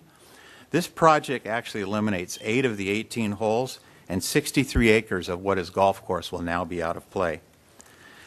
Mr. Tremblay referred to the Ventura Economic Study, and it's unimaginable to me that if they're not happy with the profit on an 18-hole course, how are they going to be happy with a gross margin of a quarter of that on a 9-hole course? Well, the answer is they can't. Both New Urban West and Mr. Richards know that a 9-hole course at Camarillo Springs is unsustainable. That is why the remaining holes are shown on their proposal as golf/open space. They're very clearly ready to move in that direction. I ask that you deny this proposal and ask New Urban West to create a revised one that retains an 18-hole golf course, which is an absolute must to preserve golf at Camarillo Springs and preserve Camarillo Springs to be the community it is now and should continue to be. Thank you. Thank you very much. We'll have a Robert Kelly, and then we'll take our break.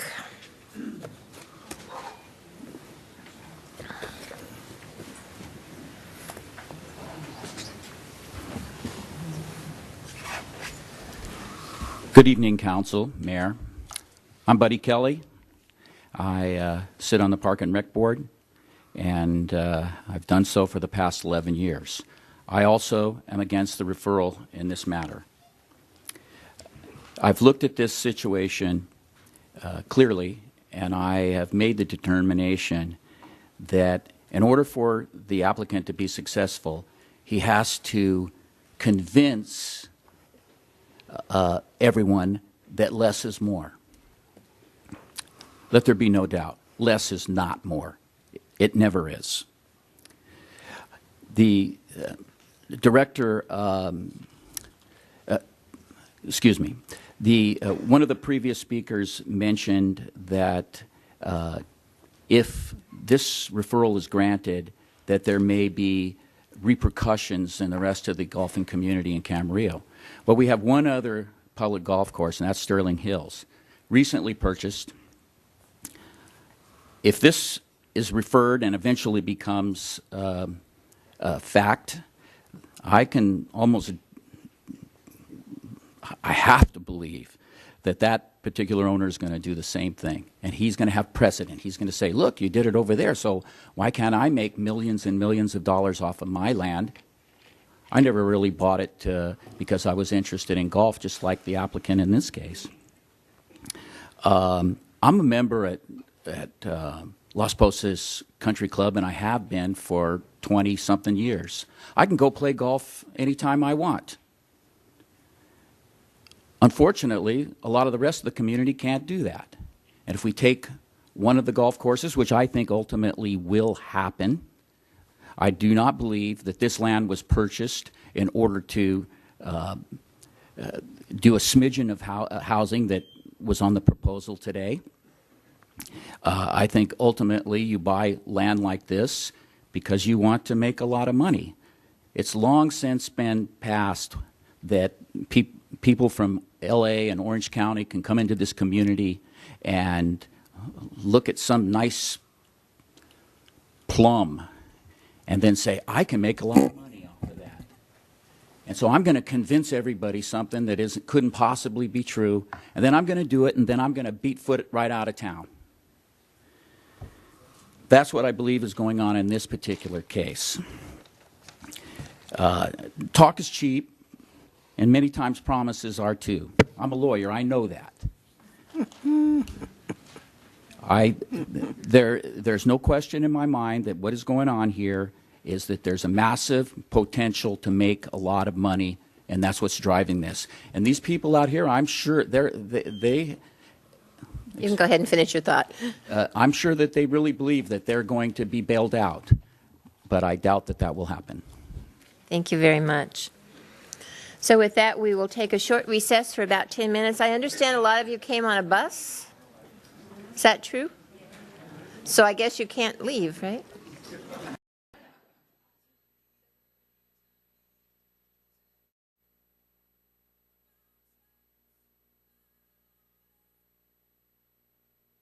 That makes a better noise. If I could ask everyone to please take your seats so we can get started again. 11:30, we take another break. Yes, please. Yes. As you're all settling into your chairs, let me make the announcement on our nonverbal cards. We have, and these were the yellow cards, we have 3 that were opposed. 2 had no comments, and this other one is concerned about the grading of the, and just wondering exactly where everything is going. So a little concern on that side. We had 87 in support. Most of them do not have a comment. One question that one in support does have, though, and we might add this to the list, they want to be sure they know how they're going to get rid of the water when it rains hard. The rest of them are very similar to what we're hearing people have spoken to us about. So, yes. So the rest of them have been covered in other people's comments. So that takes care of our non-verbal sheets. And we now move back to our speaker cards. So the first person up would be Barbara Williams and then Hal Heyman.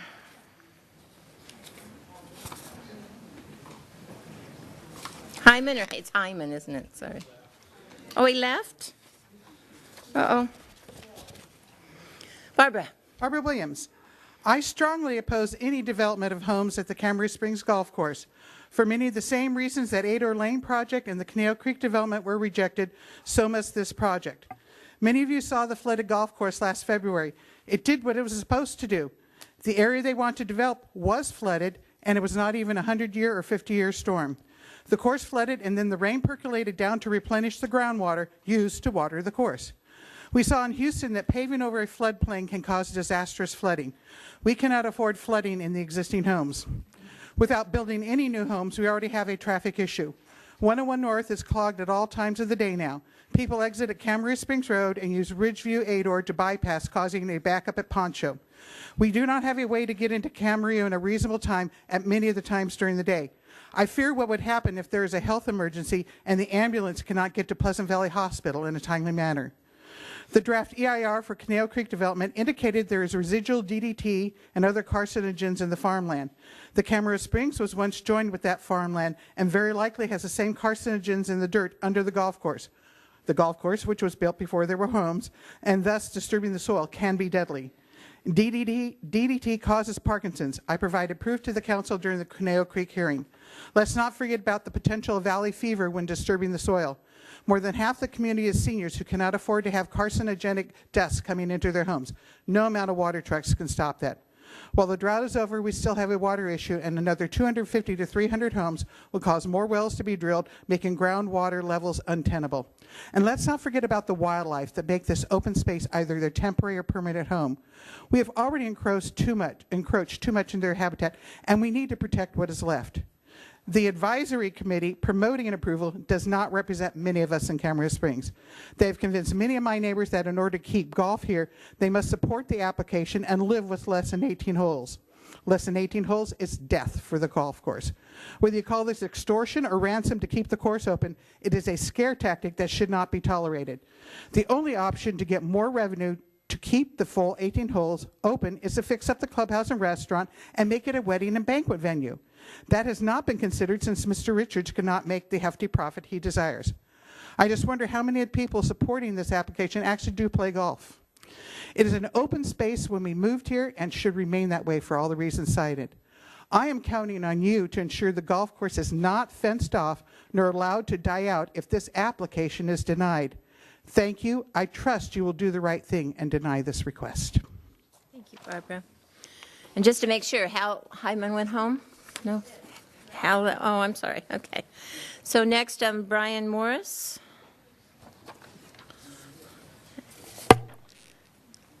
And then after that will be Linda Mather. Good evening, everyone. And your name for the record, please. Brian Morris, a homeowner in Camarillo Springs. I live and work in my home with email. I was contacted only once by the committee for one meeting and once by the mailer that they sent out. I live in Palmeiras Townhomes. When I left last January's City Council meeting, I was proud and remain proud to be a Camarillo Springs resident. We had descended on City Hall and almost to a person protested the scraping away of our 18-hole golf course, but we also protested the ruin of our oasis, the shrinkage of our open spaces, the loss of our serenity with nature, the disappearance of wildlife, and even greater worries of flash floods and mudslides, all due to proposed new homes construction. We had stood up against a landowner who was threatening to surround his newly purchased $4 million golf course with a chain link fence and let it grow into weeds. Lost my place. Ruining one's investment is a doubtful business decision. I was thankful and impressed with the City Council as they had done their homework on the new owner and his past projects. The City Council denied the GPA referral request that evening. The Council did suggest they could return with a plan, but with a plan the majority of residents can endorse. In March, the owner's development company, New Urban West, joined with an ad hoc committee whose special interest is to save golf in Camarillo Springs. Together they scheduled a few community meetings, and tonight's proposed concept is the ever-changing result. They replaced our existing 18-hole golf course with a hopeful 9-hole golf course, but in turn, they've added 300 unwanted homes. This is not all about golf. There are over 1,000 homes in Camarillo Springs, and only 177 homes are on the fairway. The vast majority of residents live beyond the fairway, and with only 6 days' notice, they know nothing about this meeting tonight. Many know nothing at all about this concept, and others have only skimmed what little they received and questioned the authority, as there is no consensus. By keeping the owner's threats alive to destroy golf, a special interest group of residents was skillfully organized, dined, rallied, and even bussed here tonight by New Urban West. They do not represent a majority of the residents. We ask that the City Council deny the GPA referral request, thus helping the owner decide to sell or lease the golf course as is. Thank you. And to all of you, you do have a choice. Thank you so much. Thank you. So we have Linda next, and then Deborah Updike. Good evening. My name is Linda Mather, and my husband Jim and I are homeowners at Camarillo Springs. I'm here to state that the Camarillo Springs Ad Hoc Committee and Urban West do not represent my husband and I in their desire to add up to 300 homes on half of the 18-hole golf course that exists there now. At last week's open house sponsored by the Ad Hoc meeting in Urban West, as they were sharing their presentation, I overheard a woman in the audience comment she had no choice. She wasn't alone, as another said the same thing. I believe that many have been led to believe they have no choice. Based on this information, I submitted a statement of opposition in our neighborhood network. We had others state their opposition as well. Our heart's desire is that this referral be rejected, but at least delayed so that we can have time to research how many more oppose this project. Of the 6 HOAs in Camarillo Springs, our HOA was never included in announcements of meetings or open houses. Our HOA represents 125 homes. I only found out about the open house we attended because it was forwarded to us by a friend of an HOA that was receiving notices. We received the mailer that only gave us the option to approve. It was only at this last open house meeting that we heard at this council meeting. Otherwise, we wouldn't even be here. So I ask that you please consider our request for time to allow the opposition a fair chance to band together to voice our opinion. Thank you. Thank you. And Deborah, and then Bob Markleese. Thank you, Madam Mayor and council members, and of course staff who's done all this prep work for us. Thank you very much. I just want to say that I do approve of the general plan amendment referral going forward, even though I do not approve of the general concept. And I think it's for staff and for the council members to determine that on their own and how well we're going to implement a plan for this property that actually gives us the legacy that this community, that the whole community of Camarillo deserves. This can be potentially a legacy community if we look at it carefully and we decide, and if we absolutely decide, staff, council members, and everyone in the community decide that that's our priority. If we don't decide that a legacy project is our priority, then we're going to get much less than that. And if we have to make a decision between two evils, you know, I honestly believe that New West is not an evil, but I know what the evil is, and it is the elephant in the room tonight. That in the form of Mr. Richards. So we have to go forward one way or another. We have to find our way, and we've come far since January. But my general feeling is that we don't have a project that is legacy oriented. It's not sustainable. It doesn't have a green component. It doesn't have enough of a green component for that particular area and the wildlife and everything else that exists there. It doesn't, we've hardly spoken about infrastructure, hardly at all. We've hardly spoken about any of the aspects of infrastructure, which are so very important to the environment of that region. And so I would ask the council to seriously consider this proposal, even after the referral is approved. Thank you. Thank you. Can you state your name for the record, because we do tape it, and I didn't. Deborah Updike. I'm sorry, and I am a 17-year resident of Camarillo Springs. People may not believe that. Most people don't believe that, but I have lived in the community for 17 years. Very good. Well, thank you for coming.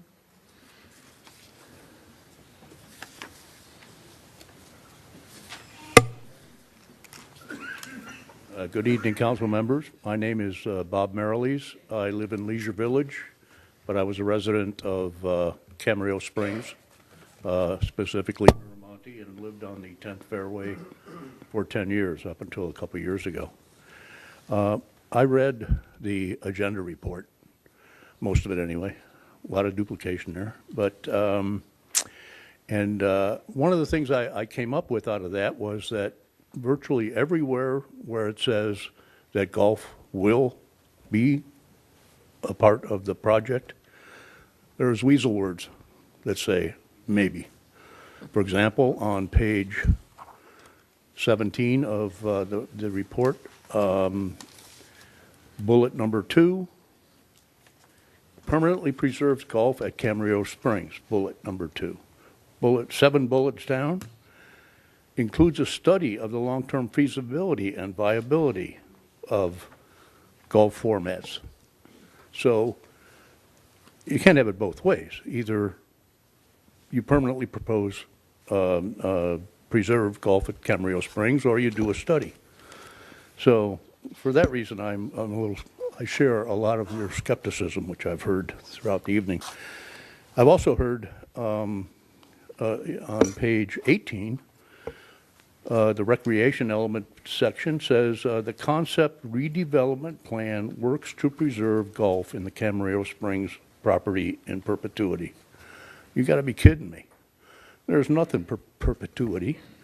5 years from now, who knows what the conditions might be, and you cannot say that that a golf course is going to be there in perpetuity, or any business for that matter. So for those reasons, I'm very skeptical about the golf issue. I'm not opposed to golf. I don't play it, but I don't object to those who do. Secondly, I noticed on page 2 of the general plan amendment application, the actual application, page 13 in your book, assessor's parcel numbers. They list every parcel number in the 3 major areas that were depicted on the screen a little while ago. And if in fact they're only going to develop 30 acres on one parcel, why would we propose to change the zoning on the other parcels? Why not just leave them rural exclusive? That's what they asked for. So I'm urging you to, if you can approve it with that condition that it only include that parcel, then I can get along with that. Thank you. Thank you. Next, we have Pete Faxon, and Carolina Howell. Gosh, these glasses again. Hewell. Sorry. Can't read your name or I can't see you, so I got to pick between the two. Yeah. Hello again. If you give your name for the record, please. Yes, thank you. Last time I was here, I was president of the Springs HOA. I'm now a civilian again, so I don't speak directly for them. Can you give your name for the record, though? I'm sorry. Can you give your name for the record? Just give us your name. Oh, I'm Pete Faxon. I Thank live you. on Atomo Street in the you. Springs.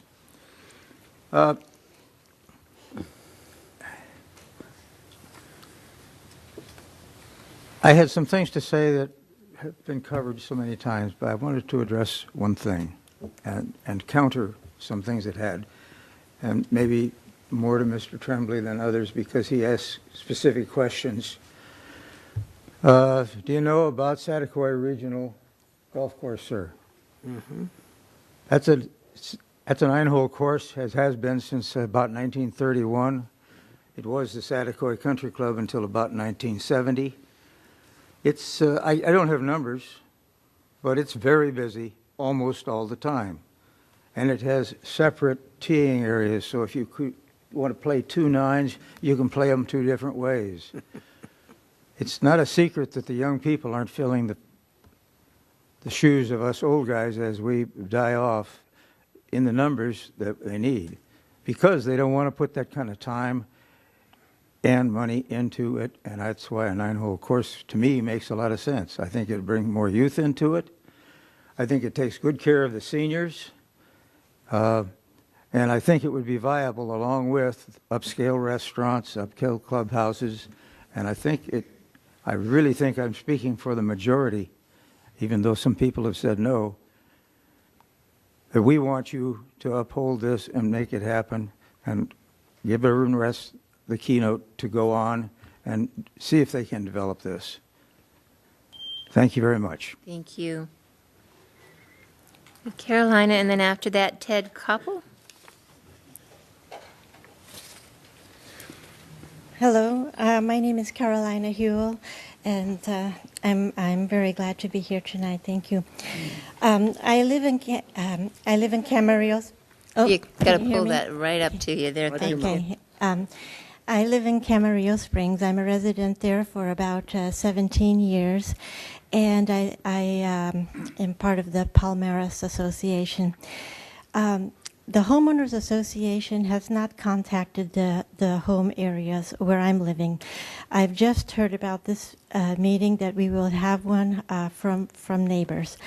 My concern is the reason that I moved there is because I think the area is a gorgeous, beautiful area there. I love the green areas over there. I love the wildlife over there. And I've also seen the floods that happen over there and how high the rainwaters can get there. So my concern then is if the homes are built there, I know there will be studies that will be made, but there is nothing really that can be done for that amount of rain. That's what it was made for. It's a flood basin. It would be unconscionable to build homes in a floodplain area. But that is for others to decide the real truth there. But also what I'm concerned about is it's a very confined area over there in Camarillo Springs. To have more traffic going over there, to go up to going southbound on the freeway. It's already a parking lot going over the freeway from Camarillo Springs to Newberry to Windy. Takes almost 15 to 20 minutes in the morning rush hour. And to have more traffic, you would have to put in more signals and more traffic and the like. Then there's also talk about a dog park. I like dogs, but I have some concerns about the dogs. With a dog park area, you're going to have some dry, patchy areas. You're going to have some responsible dog owners and some irresponsible dog owners. The irresponsible dog owners will have something happen to the other dogs, or there will not be any cleanup, and who's going to be responsible for the cleanup of that area? There will be a lot of dust, there will be a lot of dog barking. If there's a lot of dog barking, that area is so confined that all of the barking dogs you can hear in the other areas. I can even hear the whistle blowing from the referees in the soccer area, and I live right in there in the Camarillo Springs, and you can hear, even if there's a goal, you can hear everything that happens. So having the dogs barking there, if people are working at home, then you can't concentrate, and then also if people need to sleep in the daytime, then you have just constant noise going on. So, so I'm just in favor of keeping the area wide open space if possible. Okay, Thank you. So next we have Ted and then Susan Palmer. Respected council members, my name is Ted Kupal. I'm a past president of the Camarillo Springs HOA. You may remember that I addressed you in January of this year when I spoke vehemently against allowing the new landowner's ambiguous proposal for development of the acreage known as Cam Springs Golf Course. My concern was based on the past actions of the new landowner's deplorable history of steamrolling communities and city governments into allowing him to proceed any way he wished, or he retaliated aggressively against anyone who opposed him. I'm back tonight with a changed opinion, which is based on the collaborative efforts of your city staff, the Springs Advisory Committee, and the developer, New Urban West. Those three entities have met continuously for 7 months to develop a plan which will enhance the golf course and the city. It will be built with only new housing to be senior age-restricted dwellings. NUI has provided additional amenities, which have all been talked about: parks, buffer zones, nature trails. They have also mitigated my traffic concerns by locating the entrances to the new HOA on Ridgeview Road and not on Cam Springs Road. They seem anxious to work in harmony with the city and all the surrounding HOAs. I'm sure the project will be successful thanks to Prop 13 reciprocity and the tens of thousands of equity-rich seniors in the San Fernando Valley wanting to escape from LA's problems.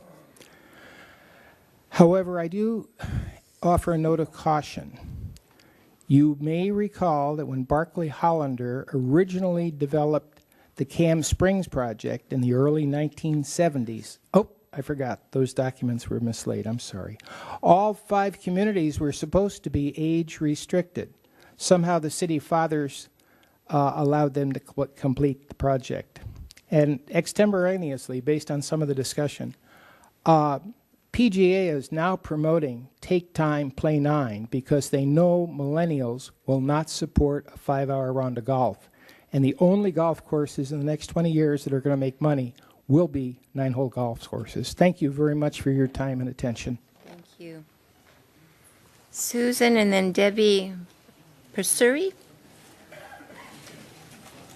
If you'll state your name for the record, then we'll know we get it right.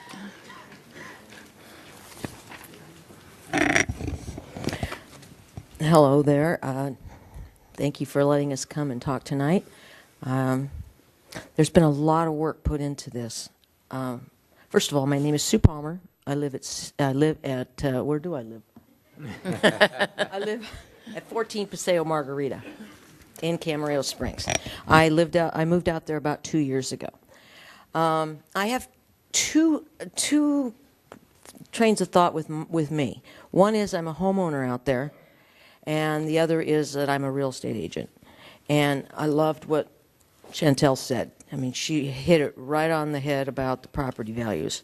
I've watched over the last year, a year ago when this kind of came up, it was everybody that was on the golf course, they were terrified about their property values. And you know what? They should have been, because property values started to go down. We've just now started to get them to a point where they appear like they're going up again.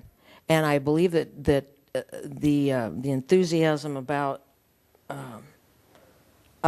the committees that have been working out there, I think that people are listening to some of it. The personal thing that I have with I would like to ask you to let us do the referral. I think people are afraid of what they might find, but I don't think we need to be afraid of that. We'll know more for what comes down the pike. You know, when they started to talk about nature trails and all that stuff, I started kind of getting kind of sentimental, because I was a teacher. I had been a teacher for 34 years in Oxnard, and I taught all sorts of. I taught health education. I taught Earth Day, all Indian, the Chumash things. So every night when I go home and I look at that mountain going home, I have history inside of me. I've been teaching for a very, very long time, and I see, you know, if we had a walking park and out there with the golf course and stuff, that we'd be having all sorts of neat little things, you know, places where we read about the history of the county, and I don't know. That's all I have to say. Except Shirley and everybody that's out there that didn't come to the meeting that you're all watching on television. Hi there. And once again, Chantel, you did a really good job on that. Thank you. And we have Debbie next. Good evening. My name is Debbie Passeri. I live at 53 Isabel. I'm here tonight in support of the development through New Urban West. During the last 7 months, in January, I really wasn't for it, but going through the different steps, I want our golf course brought up to date, whether it's 9-hole, 12-hole, 18. I do believe in the plans that have been presented so far that we would like your yes vote on the referral tonight to keep our lifestyle and our property values. Thank you. Thank you. Next, we have Beverly Raham and Ellen Owens after that.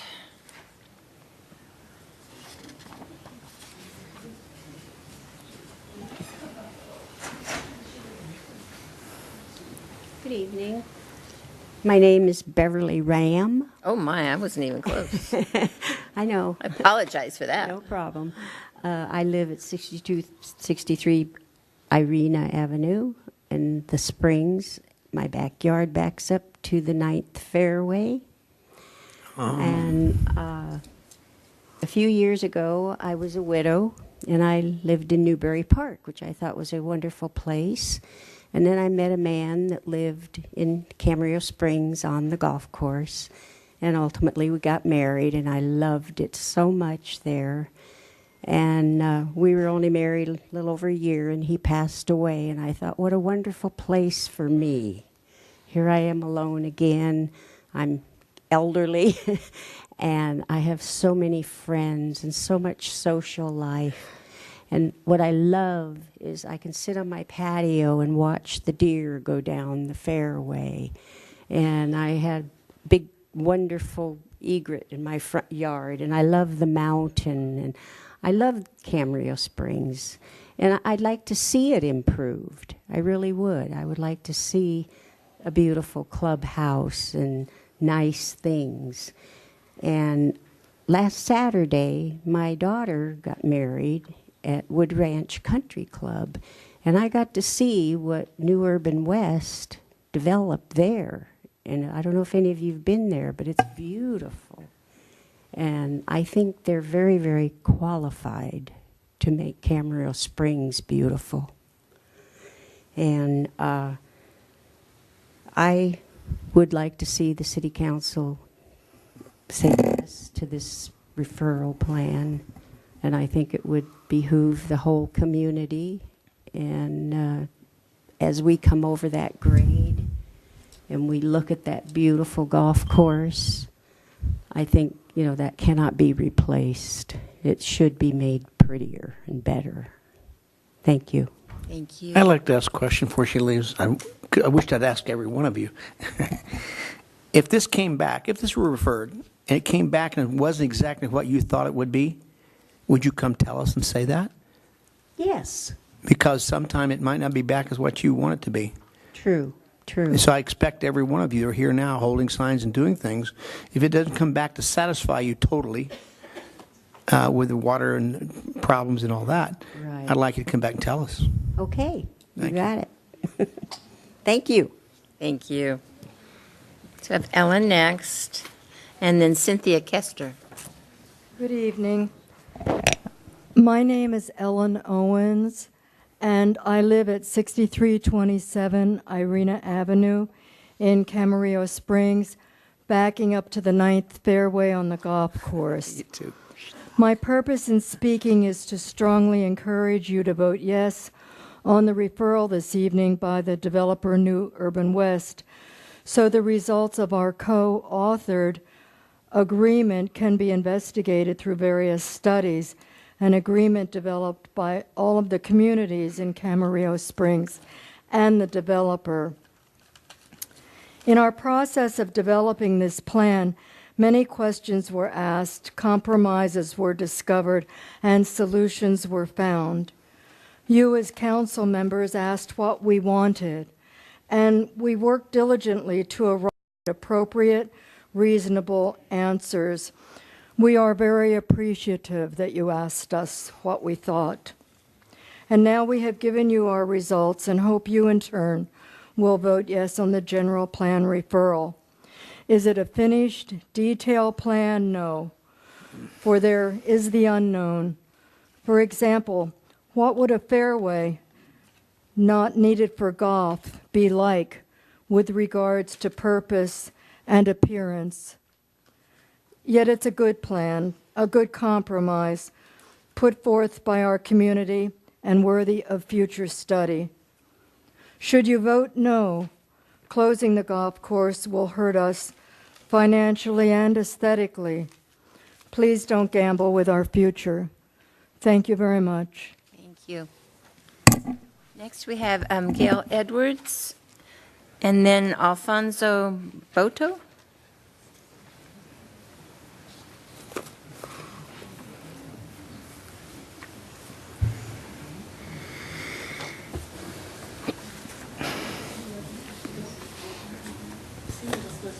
Oh, Cynthia, I'm sorry. Yes, Cynthia, and then Gail.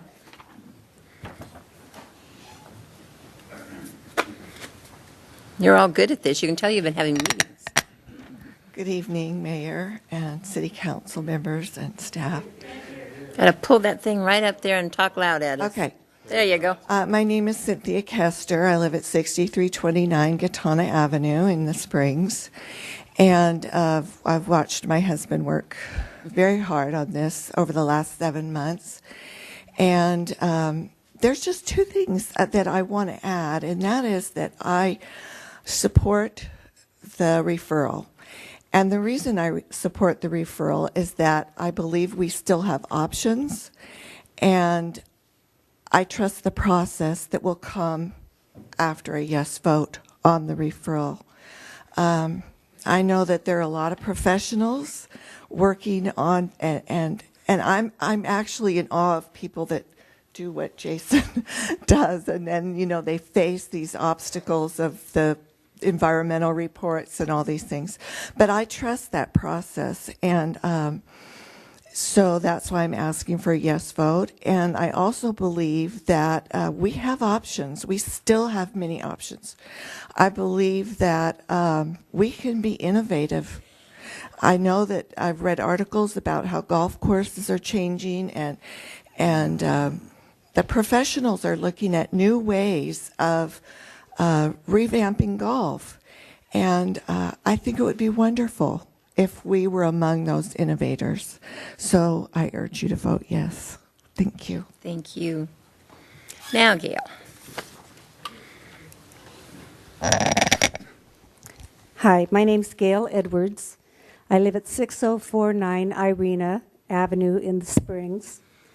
And much of what I was going to say has obviously been said by the other people that are for the approval. So I just wanted to say that Jason Hahn and New Urban West has earned my trust over the last 7 and 8 months, and I encourage the council members to vote yes on the referral to allow the studies to move forward. Thank you. And I will be back if it's not up to our approval. We would expect nothing less of all of you.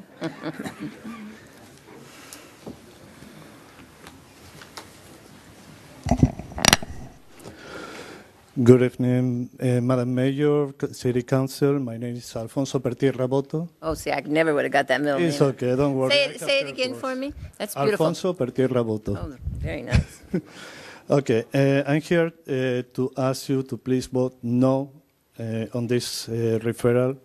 I think that this is all a sales pitch from New Urban. They are just in the business on development. It's not about preserving golf for them. Really, if it were about preserving golf, the actual owner would just fix the actual course and have a profitable business in there. The business here is buying cheap land, develop, sell expensive houses. To buy cheap land in Southern California, you can only buy places that are not allowed to be built off. If you buy a farmland, they don't care about it. So they buy golf courses, so people get scared because they are going to close the golf course, they are going to develop in there, or they are going to lose the value because it's going to be closed. So the question here is not really about golf, it's about money. You can see that there is about money because there are buses, there are free t-shirts. I just missed the pizza, but that's a different thing. The problem here is that they are going to build a nine golf course. They're going to keep it for as long as it takes them to sell the new units that they are going to build, and then what? They are going to keep it. Their business is not golf. They are in this because their argument was the golf course was not profitable. So if 18 courses is not profitable, how they pretend to make a nine-holes golf course profitable? I don't know. I don't think they don't either because they don't care. As soon as they finish selling everything, they just sell the golf course or just let it go, and just forget about the thing and buy a new golf course in a different place. Probably another one in Camarillo. So who knows? So anyways, I'm against this project. I thank you for your time, and let's see what happens. Thank you. Next, we have Teresa Robertson.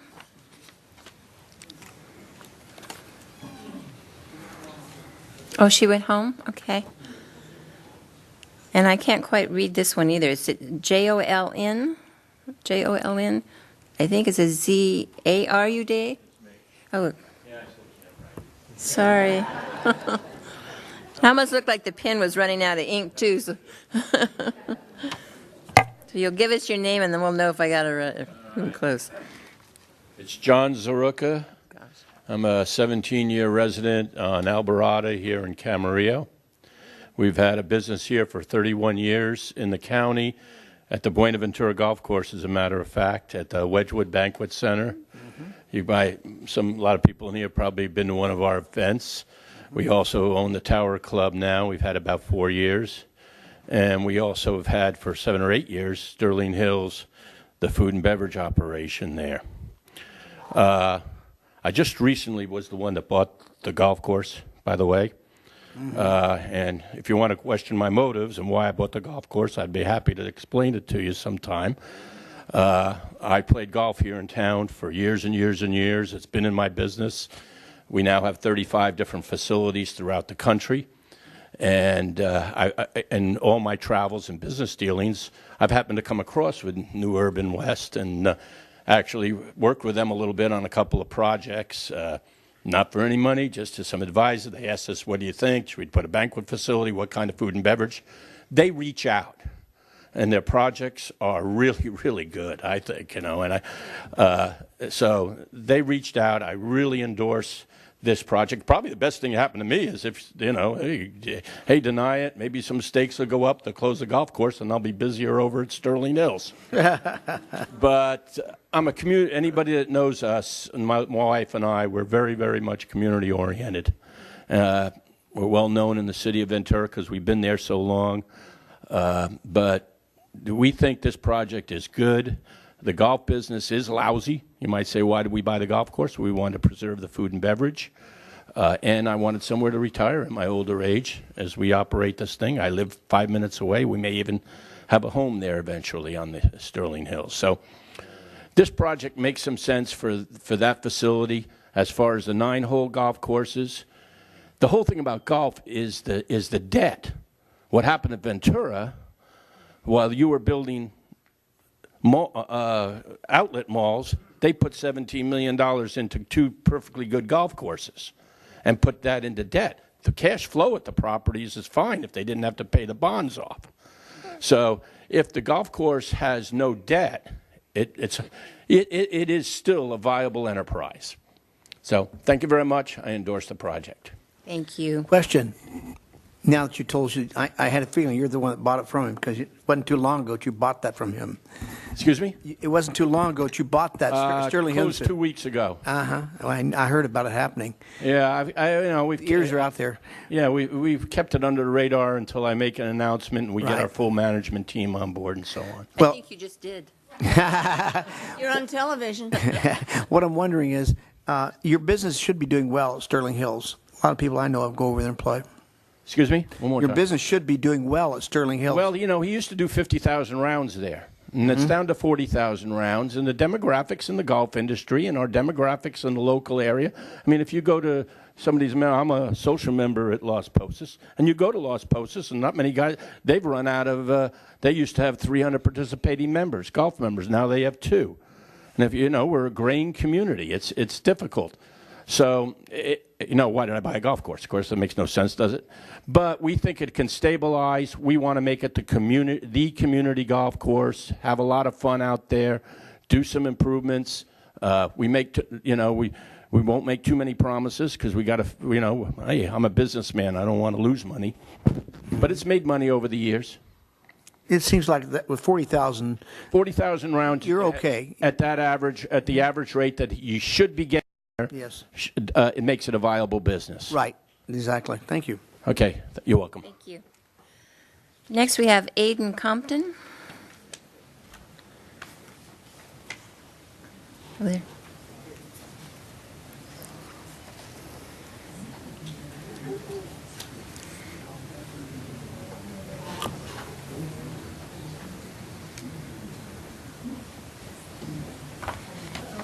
And you can pull that down. It should pull down to reach you, the mic. There you go. Yeah. Perfect. That works. Yeah. Can you guys hear me? Yes. Absolutely. Okay.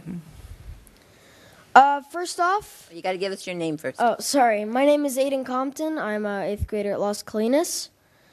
And first of all, I'd like to thank you all for letting me speak tonight. This is so awesome. Ever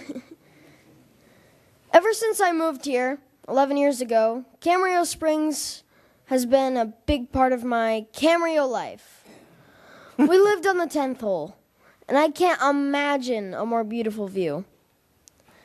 It's your first impression when you come down the grade going into Camarillo, of our beautiful city.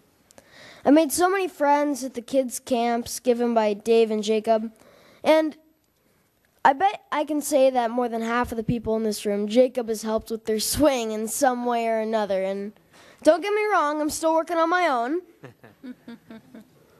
Honestly, I'm a busy kid. If we didn't have access to such a close, accessible, affordable, and family-friendly course, I don't think I'd have time to do golf at all. And that would be really unfortunate because my dad and I, that's what we do for bonding. This is what we like to do in our spare time. When he picks me up from school, I'll immediately ask him how golf was, and he'll tell me all the things that clicked with his swing and worked really well. So please, I ask that you vote yes tonight so that other families can continue to use this beautiful course the same way I did with my dad. Thank you. Thank you. Very nice. Very nice. I think we need to remember that name. You'll probably be sitting here someday. Next, we have Paul Perseri. You know, just one thing. I've heard this so many times tonight, but if you drive south, if you drive north on the freeway with those walls up, you don't see any golf course. If you're coming from south, maybe. Going south, maybe. But you can't see a golf course, those big old tall walls coming on the other side of the freeway. Just thought I'd throw that out there. Okay, first of all, my name is Paul Passeri, and I want to thank you, Mayor and council members, for allowing me this opportunity. 7 years ago, I made a decision when I retired from Reader's Digest after a successful 33-year what I feel is a successful career. I chose Camarillo Springs, and where we chose to live was here in Camarillo Springs on the golf course. And for two reasons. Number one is both of my daughters live here in Camarillo, and both of my daughters and son-in-laws are air traffic controllers in not only Camarillo, but also in Santa Barbara. And we're very proud to be able to say that over the 7-year course of living on the golf course at 53 Isabel, on the 7th tee, we have allowed all of our family members and associates with my daughters and son-in-laws from the air traffic controllers to use our golf cart and play on the golf course. Over the time of 7 years, we have learned that as much as they love to play golf, this is the younger version of our community, that they have disavowed themselves from the golf course because of deterioration factors. And after 7 months of working with, listening to, and being a part of the meetings with Urban West, we have been very, very impressed with all the upcoming developments that could be implemented in the improvements of our community. Inasmuch as I know many of us, and I'm sure some of you members, have been driven down the Cajeo grade and looked to the left and looked to the right and appreciated the views and scenery that we have, especially with our little community in Camarillo Springs. Whether you go north or south, you get an opportunity of appreciating all those beautiful views of where we do live. Another deciding factor was when I chose our home was not that we wanted to live in a mobile home. What we had the opportunity of not only purchasing a beautiful home on the golf course, but then we also realized that we could actually own our own property. Very big deciding factor. With all this said, I think that it's very important that we realize having an opportunity to work with a company such as Urban West, even though there are a lot of complications and a lot of time that needs to be spent on upgrades and improvements and what we need to develop this project, overall, I think cannot see anything but nothing but improvements and an opportunity with not only the new homes that are going in near the Camarillo Airport and across the freeway right from where we live right now. You'll notice that there are a lot of new homes going in. Well, what does that mean? Every time I see 500 new homes, I see 1,000 cars. And we all know what's happening to our freeway. But those homes are all being sold and developed for young people in our community. And young people want to see our golf course improved, just like my own 2 daughters and son-in-laws have mentioned to me. And our bottom line is, if we get that golf course improved, we'll be able to lure Mike back to our golf course again. Yep. Thank you very much. Thank you. Next, it's Jareen Adams, and then Jeanette Brantfield. It's a D, I think, Brantfield. Hello. My name is Jareen Adams. I live at 19 Gitana and Camarillo CCV. Hi, Mike. Hi. I support the redevelopment of Camarillo Springs Golf Course. I think that the New Urban West group has presented their plans to us, and they've included us in our wishes for what will happen to the golf course. I urge the City Council to approve the referral and offer further studies for the plan for Camarillo Springs Golf Course. Thank you. Thank you. Next we have Jeanette, and then Jim Wolfrey.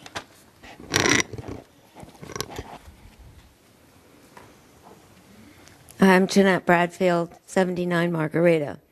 First of all, will the City Council let the golf course die and be fenced? So I have a few questions. First of all, why is it all about the golf? We live where they're going to take out all the golf. So I don't know what their plan is for the ponds. I've been understanding that they're going to dig them out and take the dirt and continue up on Margarita. So we're the only ones that are going to be affected by this. Housing. When the springs come up, where we had a spring come up in front of our house, where's the New Urban West going to be when they come up under these people's homes like it did in Agoura? It is a lot of water, or if they flood, or if they collapse, or if there's an earthquake, New Urban West is going to be gone. The nature trails, I don't think you can have nature trails in a golf course. So the only nature trails, which they call nature trails, have to be in that 250 feet from their property line to wherever. And who's going to keep the ponds full? They're empty now. The golf course is dead, so are they going to keep the golf course and repair the golf course for the next X amount of years in front of our homes on Margarita? Because the water is almost down now. And when they build those homes there, along that waterway, all the waterfowl is going to be gone. All our ducks, geese, everything will be gone because they have no place to go. So I have those questions about what's going to happen to the ponds and what's going to happen as far as nature trails. I don't know if they think they're going to build nature trails all over. So there's just a lot of questions to be asked yet about the water, the ponds, the traffic, all that goes with building it. So hopefully you guys all know about all those things already. Thank you. Thank you. So Jim next, then Jeff Root after that. Good evening, Mayor and Councilmen. Thank you for allowing all us to view our views, which you've heard a lot of pros and cons. Basically, what I want to do is ask you to support the referral. I trust Urban West. We've been to several meetings since January. I also trust the City Council and the planning people that will be working with Urban West. There are a lot of questions, as the lady just said, but I think those questions will be answered or addressed, and you guys will come back and tell us whether you're going to go one step further. But I think the referral is very positive to go forward, and I do trust the council to make the right decision. Thank you. Thank you. Didn't state his name. Okay, I thought he did. No. Oh, Jeff. come on back and state your name. If she didn't say it, she didn't get it. You don't have to give the address. Jim Wolfrey, and I also live at 59 Margarita on the 15th fairway. Great, thank you. Which does get flooded occasionally. Oh. Yes. And then I know, he gets flooded. Good evening, City Council members and Mayor. My name is Jeff Root. I'm a real estate attorney here in Camarillo. I also own one of the largest residential properties here in Camarillo. And I was not going to speak on this particular project because I didn't have all the facts in front of me until I heard one of the most strident land use advocates for the people of Camarillo came up here earlier and gave her approval of going ahead with this project, in which I know Councilmember Craven asked her a question with Ms. Burgee when she came up here, and she said that we should go ahead with this project. I haven't seen anybody in the city of Camarillo that has done as much homework on land use issues as she has done with like the Conejo Creek development and so forth. So I want to say two things. One, if she feels we should go ahead with this development, I'm firmly behind her and confident that we should go ahead and take this at least to the next level and do the analysis on it. I know that Merrill would not get up here in front of this group of people and tell you to take it to the next level unless she felt confident to do it. The second thing is, for anybody here that's in the city of Camarillo that feels that taking it to the next level raises some concerns for them, I have had multiple dealings with the planning department here in the city of Camarillo, and I will go on record as telling you that they are some of the most competent, intelligent, and professional people that you're going to meet in any line of work, and especially in land use issues. And they are not going to let any project go by unless every T is crossed and every I is dotted. So if there's anybody here that has reservations about doing a thorough analysis on this particular project, they should be very comfortable to know that the staff at our land use development department is not going to let this project go through unless they feel that it's a positive development for the city of Camarillo. Thank you. Thank you. Our staff thanks you for the compliment. Our last speaker, Frank Catalari.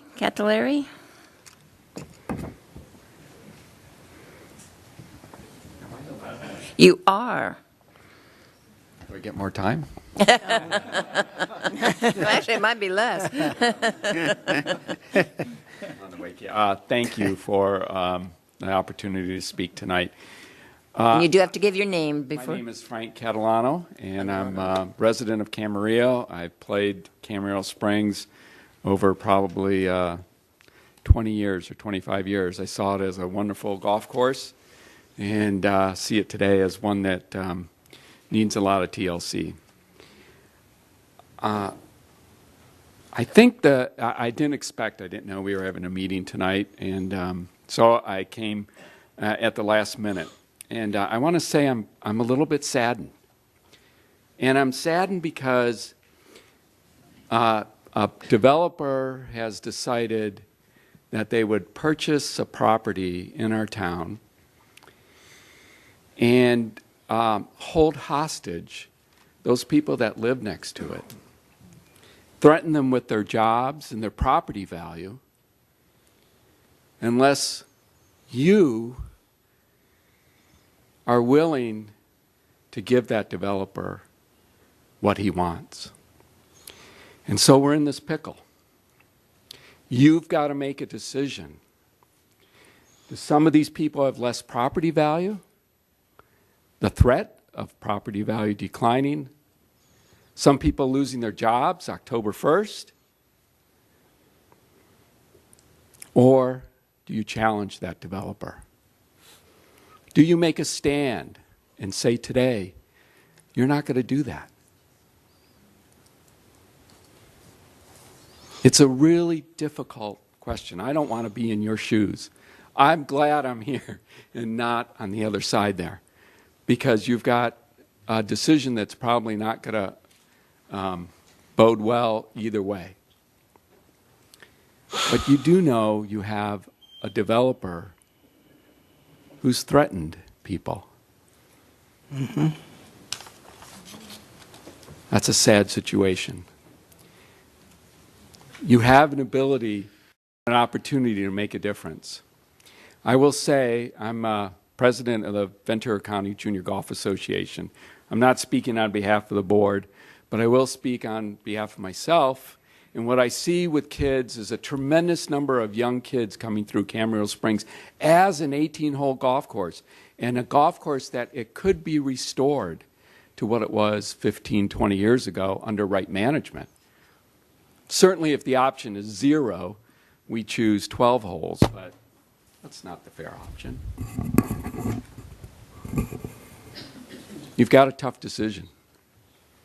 I hope you have the moral fortitude to do what's right. Thank you. That was a nice summary there.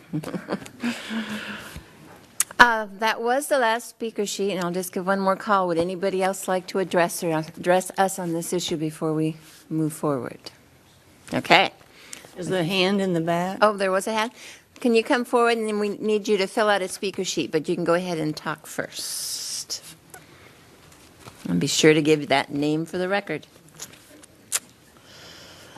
My name is Aaron Wolf, Wolff, and I've lived in Camarillo for 6 years now. Pretty much, I just want to ask the council, this is just a referral. They're just to do more tests, right? Mm-hmm. So overall, I just don't see why just vote. You might as well just vote yes and just test it all out. If it doesn't work, it doesn't work. But if it does, then the golf course is going to get renovated. We're going to get a bunch of new homes. And it just seems like a good idea. And short and sweet, that's all I wanted to say. Great. Thank you very much. And would you mind filling out one of these sheets and giving it to the clerk? Thank you. Anybody else? All right. Well, we thank you all for coming, and you did a great job of following all the rules, and we appreciate you being here tonight. So, anything else with the applicant? Anything else anyone would like to say? Ron? Just very briefly.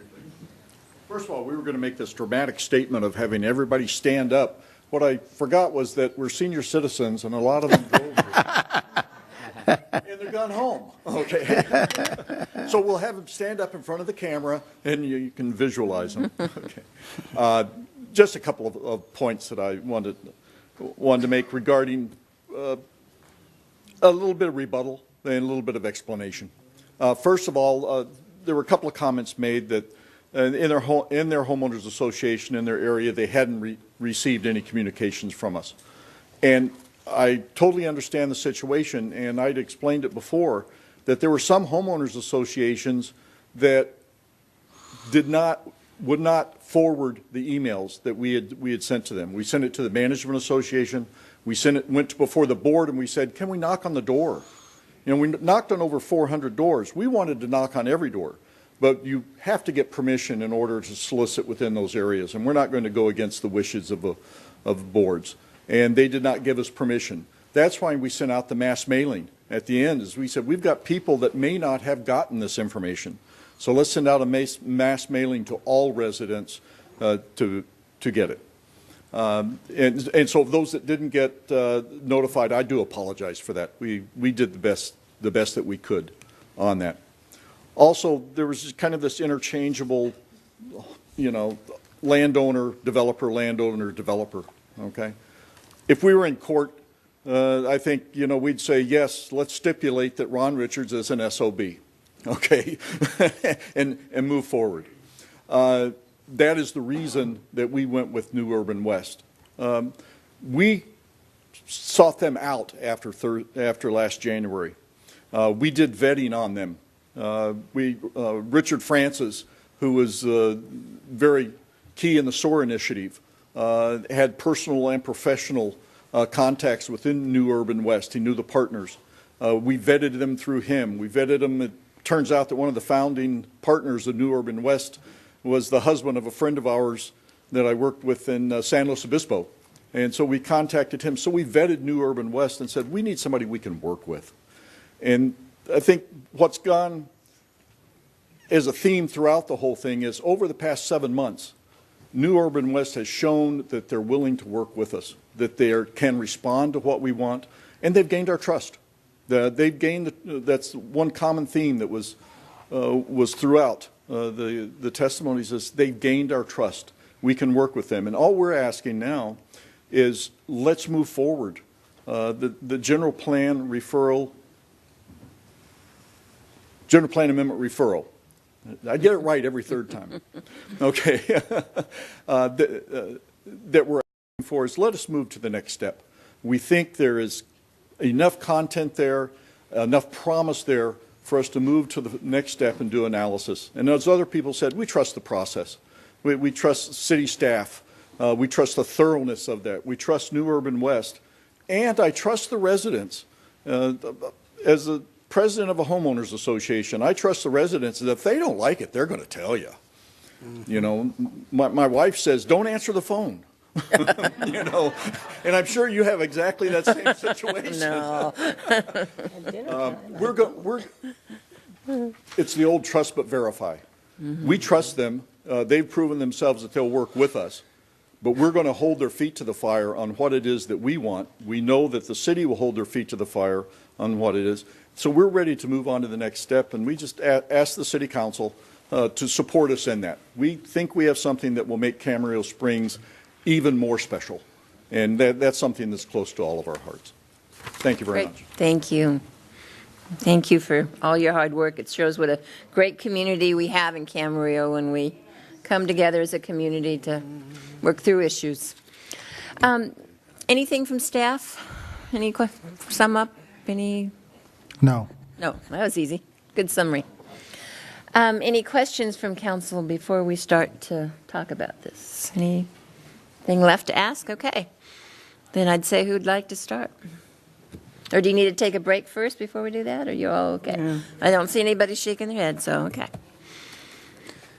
Who'd like to start? Mr. Kildee? If you'd like. Yeah, I'll start on this. I want to thank everybody for being here. This is democracy, I feel, at its best here. And sometimes it's messy, but that's the way the democratic system that we have. And I think a lot of, and I won't go into this too much, a lot of entities that we all know can learn a lot about this process that we have here tonight. Personally, I'm not comfortable with the individual that bought this property. However, I can't control who buys property, but we as council members and you as citizens, we all have to deal with this. We're in it together here. I still have many questions about this. I'm not sure that many of them can be answered at this particular point. I do think that it's important for us to move this forward. For nothing else, I think this actually enhances the public's participation in this. There will be, we had a request and a determination from New West that they will continue the dialogue here. That needs to happen. There'll be many public forums with this. It will go before the Planning Commission here to have further dialogue on this. Eventually, most likely, it'll reach the City Council. So the public will have many, many more times to have a say on this, and I think that is good. Many of you out there live there. This is in your backyard. You have a vested interest in what happens here, and I support that. Specifically, the reason why I asked for an economic study is because that will determine a lot of the economics of this process and this project, whether economically it's viable or not. I think that's important. There'll be a CEQA with this. Will determine all the environmental issues. And this is significant, but we need to do that to see. We were able to take a closer look at this. It's been, as I said, a little messy. It's been somewhat unusual, but perhaps I think we got the public engaged, and I think that is a really good thing. So with all of those and many more, I can support that we move this forward for continued dialogue. This is not an approval. This is a referral to continue this dialogue, and my hope is that all of you residents will stay engaged in this here, and we're here to listen to you. We're here to act accordingly to the best of our abilities and do what is right for the citizens of Camarillo. Thank you, Kevin. Who wants no? You want to go next? Who wants to go next down here? I'm writing something real quick. You ready, Mr. Trimson? Sure. You can tell we're thinking hard about this. This isn't an easy one. No, this is a tough situation. I want to make some initial observations, and then I have a couple of questions to raise to staff, because I'm trying to, and I'm going to float it. I'm going to float the balloon, but I want to think about. I want to lay it out and then have some reaction. I think that Mr. Vaca, Mr. Spielman, if he's still out there, and Mr. Kildee were absolutely correct in their comments. This is not a hearing on amending the general plan relative to the property. It just is not. The level of detail in order to do that isn't here tonight. So there's no way that we as a council can decide that. And it's a decision on a referral for study. That's what it is. It's a referral for study. And if the matter's referred, at some point it's going to come back to the council, and we're going to have to decide, and the council has complete discretion in terms of its decision making, whether to approve the specific project and the general plan amendment. I'm going to make a couple more thoughts, Mr. Vaca, and then I'm going to ask you a question. To me, it's a given that the golf course is unique to Camarillo Springs, and it's also an asset to a larger area, and I'm speaking about the city of Camarillo. It's an important recreational asset. It's an asset for the entire community.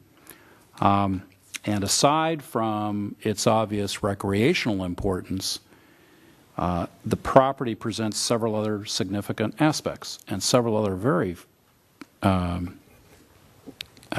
difficult or challenging environmental issues, not the least of which are the flooding and hydrology issues and the traffic issues, as well as wildlife and aesthetic and open space consideration. No question about it.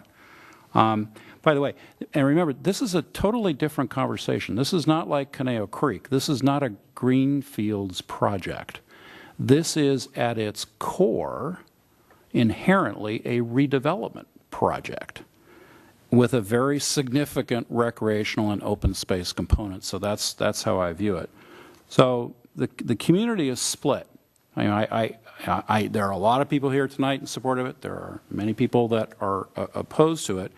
And there are people whose views I respect who are on both sides, which is fine. Some in good faith want the opportunity to further collaborate with New Urban West and the property owner while the course continues to be operated, and to see if some consensus can be reached on revamping the golf course and having the construction of additional senior housing units. And others who are in good faith say, no, we don't want that. We like the things the way they are. The community engagement process has not been robust enough in their opinion to date. And the developer and the property owner should not hold closure over the heads of people in terms of threats. And I will tell you, based on my personal background and profession, my natural instinct is to reject threats. I personally don't like the factual circumstances that led to where we are tonight. But so what? I'm being asked to balance the issues because I sit up on this dais and make a decision, and that's what we get elected to do. So here we are. My criteria is taking the long view, what is in the best interests of the city of Camarillo, and that includes the Camarillo Springs community. I want to float an idea and a question to Mr. Vaca. And I also know, and I certainly respect Mr. Kildee's view relative to an economic impact analysis. And I note that we as a council, and this was already developed before I arrived on the scene with this council, we have a city council policy for non-city initiated general plan amendments. And let me quote from it. It's policy number 7.01 and A4. And it says that the City Council will determine at the time of referral of a general plan amendment or a specific plan whether a fiscal impact analysis will be required in conjunction with the proposal. So we have that ability as a council to do that. This language to me as a lawyer is quite generic, but I think it can fit in a number of different situations. What I would like to know from staff is, I just want to flip this conceptually. What if we were to go down the road of saying that we would approve the referral on a limited basis? To me, the most important environmental issue here is the hydrology and floodplain issue. Put the golf course aside for the moment. The most important issue to me, and I'm not minimizing traffic issues and aesthetic issues and wildlife issues, et cetera. To me, the floodplain, based on the pictures we all saw in January, hits me on the side of the head. What if we were to say, all right, we'll refer this for the limited purpose of doing a comprehensive, requiring the applicant, at the applicant's cost, we would have a consultant selected by the city at the applicant's cost, do a comprehensive floodplain and hydrological analysis together with a fiscal impact analysis, which I can outline in a minute, and then return to the council after that first increment is done, and have the council then decide whether to continue with the referral process and order additional studies, or alternatively terminate the referral process. Mr. Vaca, do we have that ability from a practical standpoint to focus on one environmental issue like that? It would have to be a majority direction of the council for that, and I think the council by majority does have that discretion for general plan amendment referrals. Well, I think the council's got that discretion. What I'm concerned about is whether or not can you take an individual environmental issue, assuming that there was support for this, and I don't know that there is. This may be the lead balloon, but does it make sense to look at that issue in and of itself first? We may not be able to do that without the effort and assistance of the applicant, because it's going to depend on their land plan. So I don't think we could do that 100% independent of the applicant, just on hydrology, without really understanding their land plan. I'd actually ask Public Works to weigh in on that. Yeah, on that item, as far as short version is we need to know what's going to be going on the land to know what's going to happen with the hydrology and the hydraulics. You got to know that first. So it goes hand in hand with the proposed development of the land and what effect that's going to have on the hydrology and hydraulics and the flood zone issues. So you really can't, what I'm hearing staff say is you really can't take that specific issue in isolation and just look at that issue. You have to look at the additional environmental issues which would go along with that floodplain analysis, that hydrology analysis. Yes, generally. Am I understanding that correctly? Yes, so we would have to analyze the proposed land development plan and where the residential development and habitable or areas where, for example, the clubhouse is proposed and for human habitation, and then figure out the floodway issues in relation to that land plan. And so what I'm going back to is we wouldn't be able to do that 100% independent of the applicant. We would need their participation in that. Okay. So I'm hearing that approach may not be the most, that approach may not be pragmatic, I guess is what I'm hearing. Well,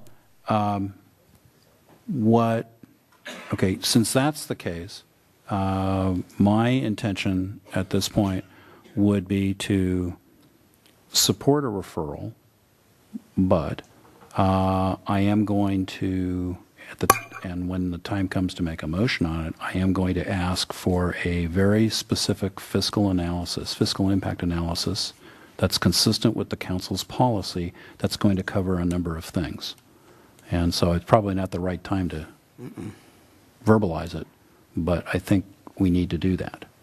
And it's consistent with what Mr. Caldilla has said. And I can outline that when the time comes to make a motion. And let me ask Mr. Vaca, would that all of the detail have to be in the motion, or just the request that a detailed financial study be done, and then we could talk later about everything that goes into it? Well, I think if Councilmember Tremblay would like to offer his input, I think the council should listen to that and then make a decision after that point. Sure. May I, Madam Mayor? I guess where I'm going is we can sit and debate the financial report for an hour or two as we all work on it, but there are standards and and if you even had to come back to us to talk about what the pieces of that financial plan might be. I don't remember us ever putting in a motion that we'll have a financial study and all the details of it. I haven't either. In the 3 years I've been here, I haven't seen fiscal analysis associated with residential development. And typically, this type of impact analysis is when you're having, for instance, maybe a big box use in some part of town that may have an impact on the downtown mom and pop businesses. That's usually, in my planning experience, what this type of fiscal impact analysis is associated with. But I think there is some concerns on the viability of golf and what the studies may demonstrate after they've gone through that exercise. But notwithstanding that, I mean, this is a relevant project at its core. And there's not, in my view, it's not, that there are some commonalities with the type of project that Mr. Vaca just outlined. And that's why, and it's in our policy. So the specific things that I would want to look at, so I better put it out on the table. The specific things that I want to look at for a fiscal impact analysis would be three things in particular. One is consideration of various sizings of the golf course in terms of the various holes. That's the 18, 12, I think is where we were, and 9, or whatever those configurations are. Both the capital and the operation and maintenance costs of the improvements that are necessitated by the proposed project, and then the property values within Camarillo Springs. And my view is that should be conducted by a consultant who is independent, who is selected by the city, and whose work is paid for by the applicant. So that's what I am thinking of in terms of a fiscal impact analysis, which is entirely consistent with adoption or referral of a proposal. Pardon me, Councilmember Tremblay, I got point 1 and point 3, but can you repeat point 2, please? Oh, shame on me. Oh, it would be the capital and operation and maintenance costs of the improvements, and I'm going to leave that broad, which are necessitated by this project. And that's going to involve not just flood improvements, but infrastructure improvements and other improvements that are going to be necessary, and traffic improvements. So I'm looking at this in a broad sense, and this is part of our policy. And then I could use some more clarification on your point number 3, what you're looking for there. Point number 3, the property values? Yeah. Yeah, how is this project going to impact property values? Whose property values? Camarillo Springs. Okay. Which would be the type of housing potentially that could be out there, whether it would enhance that or detract from that. That's correct. Thank you. Yeah, no, that helps. Thank you. I have to make it clear, I wasn't questioning whether you have a financial study. The piece that I could list you 40 things here if we want to sit and talk about what needs to go into a financial. Yeah, What I'm saying, we don't need the detail of that in the motion, but the point being, we will have a financial study, and then we can come back and detail out what's going to go in that. Right. I was just trying to I'm not I was just questioning trying. how they Oh, no, I know that, Madam Mayor, and thank you. I appreciate that. I was just trying to lay out what, in my view, ought to be covered in a fiscal impact analysis, and first and foremost, it's the various, from a golf course standpoint, the various sizings that are potentially involved in this course. Anything else at this point in time? No, not right now. No. Mr. Morgan, you ready? I think so. Got a lot to look at here because we got off on a bad start. Guy comes in and threatens us right away and says, if you don't get it, we're going to close everything. That wasn't a good way of approaching this city council. Never has been, and we're going to stand up and fight it if it happened. We, at the last meeting, or the meeting before, we indicated that if the citizens came back and asked for us to reconsider it, we may look at it. And that's what's happened here this evening. It's going to be a real difficult one because you are divided in many ways. I'm not going to get into any details of the financial all that stuff. I'll give you some things I'm worried about. Number one, I heard a lady talk about soils and potential, Barbara, I think, talk about soils and things. I'd like to make sure when we're doing that, there's a soils check, but I don't remember in 54 years any farming going on there, kiddo. And I've been here a long time, and I haven't seen it. Birthday party in kindergarten. Okay. It was a farm. Okay. Okay, then I think they should check the soil just to make sure. The golf course itself, if this is a 9 or 8, you're going to have a tough time getting me to support it coming around next time, because I can show you where I can show you 18, and I'm not that good. And I want to give it to you to show your person. Flood mitigation is a very important concern to me, because I've seen it. And I've seen it go over half that golf course. And to one of the things Mr. Tremblay was talking about was the hydrology. And we're talking about who to affect. Well, we don't know who it's going to affect until we see how those houses are going to be set up. And so you can't do anything until you've got a plan. And because if you have 250 feet, and this houses are up here in the mobile home park, which I have to worry about all the mobile home owners, especially those that are being affected down at the bottom. I don't care if it's 10 people. It's still people getting very much affected by flood. That's one of the things you'll have to come back and show me. I'm a show me guy. Show me that you can mitigate that flood so it doesn't flood anyway or cause other people to have flooding into their mobile homes. They've been here a long time before that gentleman got here. Wildlife corridor. The answer to my question about making sure there's going to be a wildlife corridor left. I see it in the plan, it can happen, but I want to see it. I've saw those pictures of the deer out there and the geese, and I've seen them too. And I think they'd still be there, and we've got to keep that corridor. Next, the maintenance. Maintenance of the open space, the dog park, and the trails. Someone's got to show us who's going to pay for that, who's going to maintain it. Pardon me? He said the New Homeowners Association for the new homes. Well, we'll see. It's when I'll see who's going to pay for all this, because you've got to show them before they start paying for it. Anyway, those are my main concerns in this going forward, to see what impacts it would have on the residents out the mobile home park. I can let it go forward to see what they can come up with. I'd like to see what they can do that would improve. And the transportation out of that area is going to be off of Ridgeview, because you can't go through the park. I don't want to see anyone going through infecting the others. That's my main concerns. That I want to make sure the people out there aren't affected in a bad way, in a deleterious way. So that's my whole goal here. I can't wait to see what they show. It's going to be difficult to prove that, but that's where I'm coming from. So I'm going to support the referral, but remember this. We've had referrals before that we've turned down, okay? So don't come back and complain. Look at all the money we spent. That's happened too. Well, we're giving you your shot. If you want to spend the money, that's fine. The owner, there's Urban West back there. If they want to spend that money, just remember you spent it. And it's not that we owe anything. We'll look at the plan, and then we'll see if we can make improvements, or that maybe you won't like those improvements. But that's what we have to look at, and that's who we represent, the people of our community. That's it. I'm supporting the referral based on those comments. Thank you, Mr. Morgan. That's great. Okay, I think I'm developing a habit last week and now this week, or last meeting. I think I'm odd man out on this one, but this is one of those things that is really hard. I have two concerns, and as somebody said, we have to look out for what we think, each of us as an individual thinks is the best thing for the people of Camarillo, and I'm thinking of two groups here. One is the people in the mobile home park of Camarillo Springs, and the other is the people in the new homes.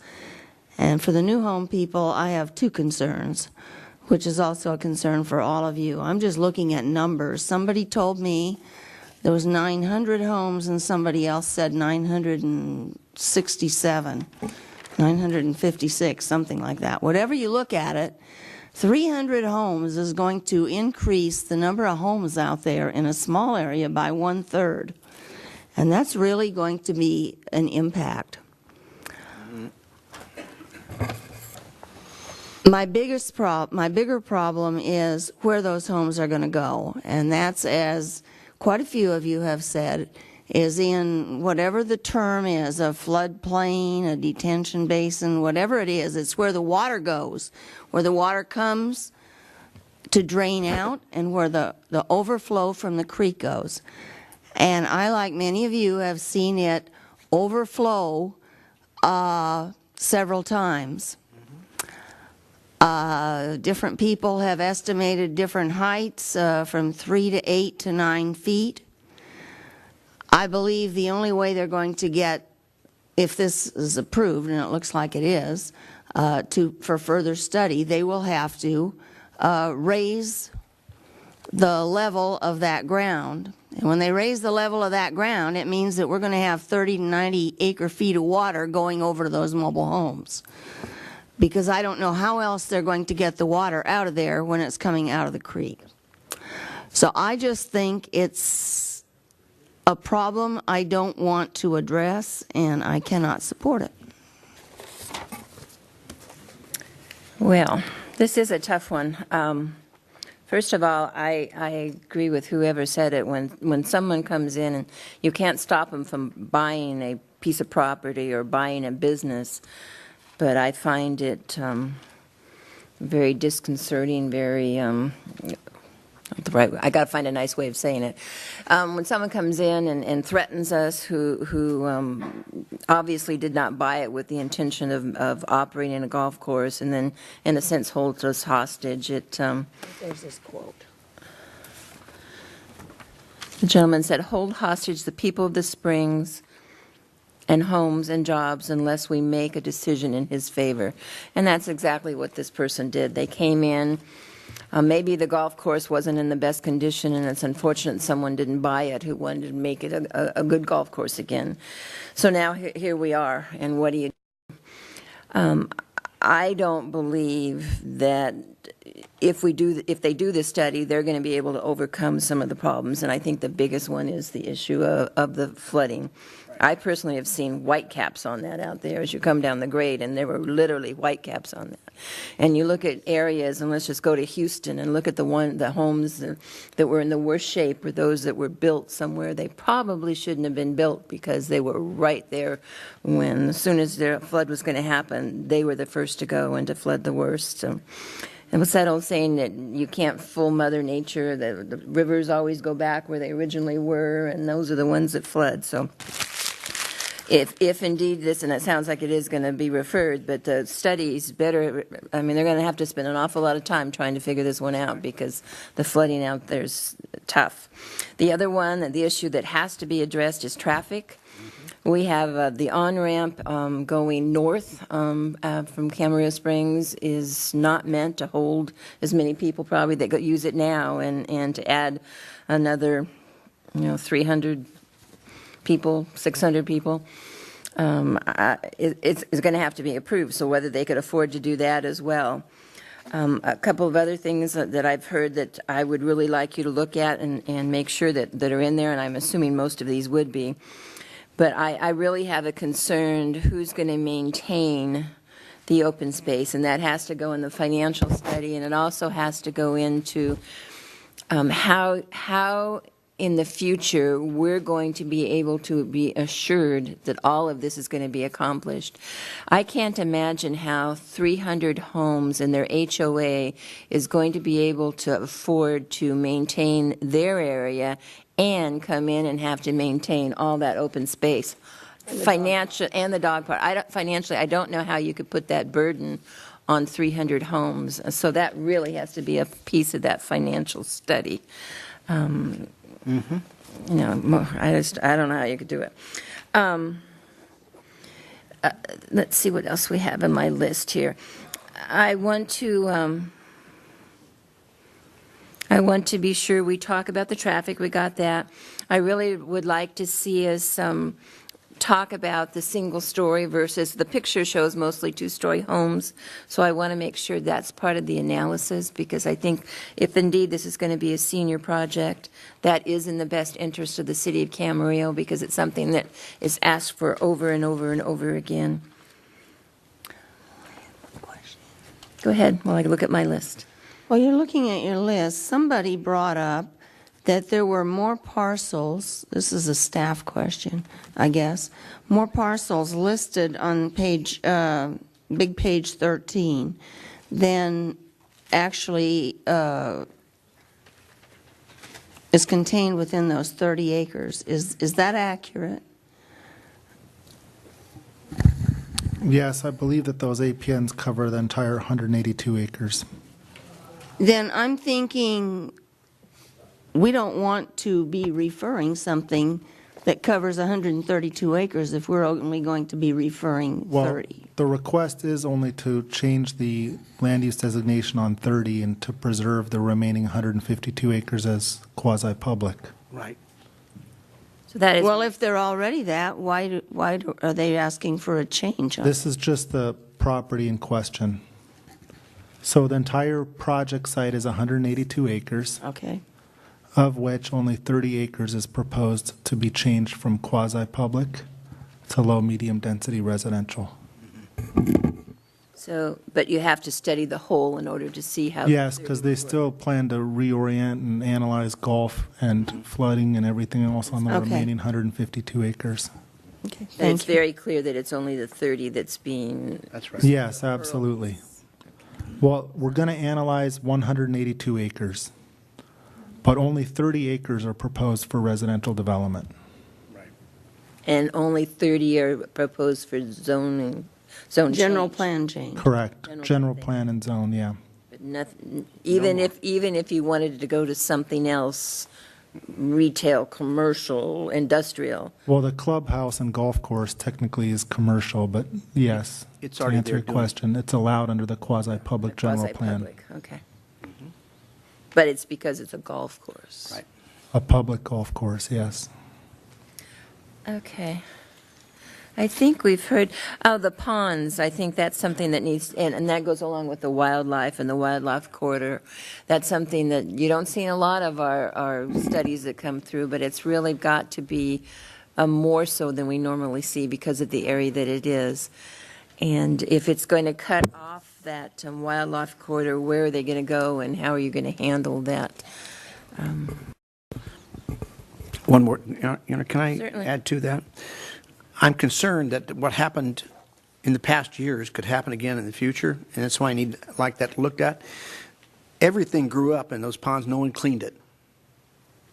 And it did cause some of the water to rise more because it didn't give it that pond effect. And so how can we get that, be assured that that's going to happen, this new owner, making sure that that area is cleaned periodically so it doesn't cause any flood, help add to flooding? I'd like to see what the owner's going to say about that. Not now, but when you're doing the studies.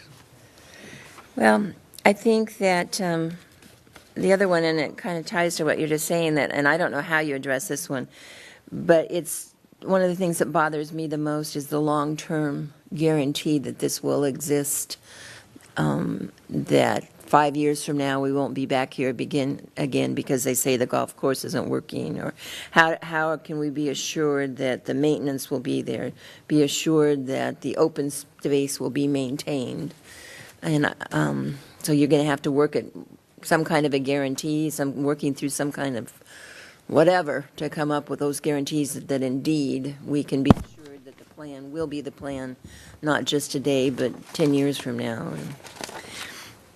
And the other question I have about that is we were hearing that the current landowner is going to sell the project to Urban West. Is that when the general plan referral happens or when the change occurs? That is a question for New Urban West. And why I ask that question is I'd like to know what the commitment is and how do we hold them to it, that they will maintain the golf course in good repair until we work through this process. This is a really long process. It's not something quick with some of the hurdles they've got to go through. I mean, it's going to take years probably to get through this. And it's a very expensive process. So they've got to understand, and it's all on the developer, not on the city, as far as the financial piece. They've got to decide, are they willing to take that risk? And there's no guarantee if this goes forward that the referral goes forward, that the project will go forward. So it's something they have to think about. You talk about a financial analysis, is it worth that risk? But I'm really concerned that, one, that we deal with an owner that we can work with, and two, that there truly is a commitment to keep things in good repair until something occurs. One more thing. This hit me earlier and I forgot about it. But before they start building the houses and the homes, I think they have their new layout for the golf course finished, so that it doesn't interrupt playing golf again for another 2 years. But I think they need to have the landscape or whatever the layout's going to be for the golf course to be finished, so people can continue playing golf. So that's where I'm. And I think that goes to even take it a little bit further, that when you come back, that you really got a good timetable and a methodology to assure that the different steps occur, and that we don't do one step and then that's it. For instance, I don't think they should be allowed to build the new homes until a lot of this other improvements have been made, so that we don't end up with a situation that the homes are built and then nothing else occurs. Right.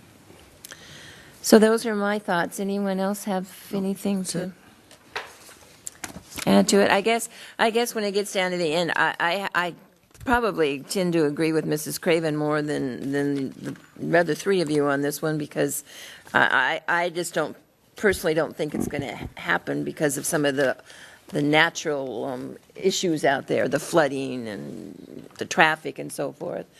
But if the community wants to go through it and we want to give it a shot, and the developer wants to pay the price, but there is absolutely no guarantee that it gets approved in the end.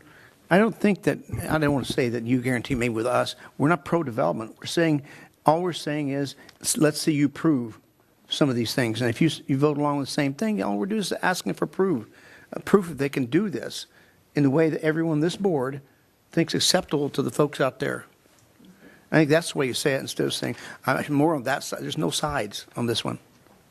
Well, The sides are not there. It's whether or not you want to refer it just to be looked at. And they've been told it could be turned down. well, I guess what I was saying is I think Mrs. Craven has probably come to the conclusion that she doesn't think it's the best. And I think that personally, I think that what we study is going to probably tell us that. Mm-hmm. But he's got us over a barrel, and it's like, what do you do? It's because my fear is if we do nothing and we don't refer it, then what's going to happen? Yep. Code enforcement can keep it from looking too bad, but we can't force him into operating a golf course, and so it makes it very, very difficult. Want to do a motion? Okay. Anyone else? Anything to add? I'll move that we do refer this for further study with all of the necessary verbiage that has been discussed tonight with the economic plan, operation and maintenance capital, property values, traffic improvement, type of housing, open space, and various other sundry things that have been brought up by the council here. If anybody wants to add to it and willing to listen. Yeah, can I add to that, or Sure. or try it a little differently? You certainly can. No disrespect. Excuse me. There's a procedural issue here. First of all, the motion that was made by Councilmember Kildee is a little bit broad when he referred to all of the discussion, because you've been talking about it for half an hour, 40 minutes here. So, and from what I heard from Councilmember Tremblay, I didn't know if you were planning on supplementing what Councilmember Actually, I was going Kildee to said. substitute. Pardon me? I was going to substitute the motion. Okay. Come up with a different motion. Let's do this, and then procedurally, we have a motion on the floor. I did not hear a second. Let's see what the substitute motion is going to be first. So for lack of a second, then that motion would not move forward. I may not be any better at that. Let me try this one.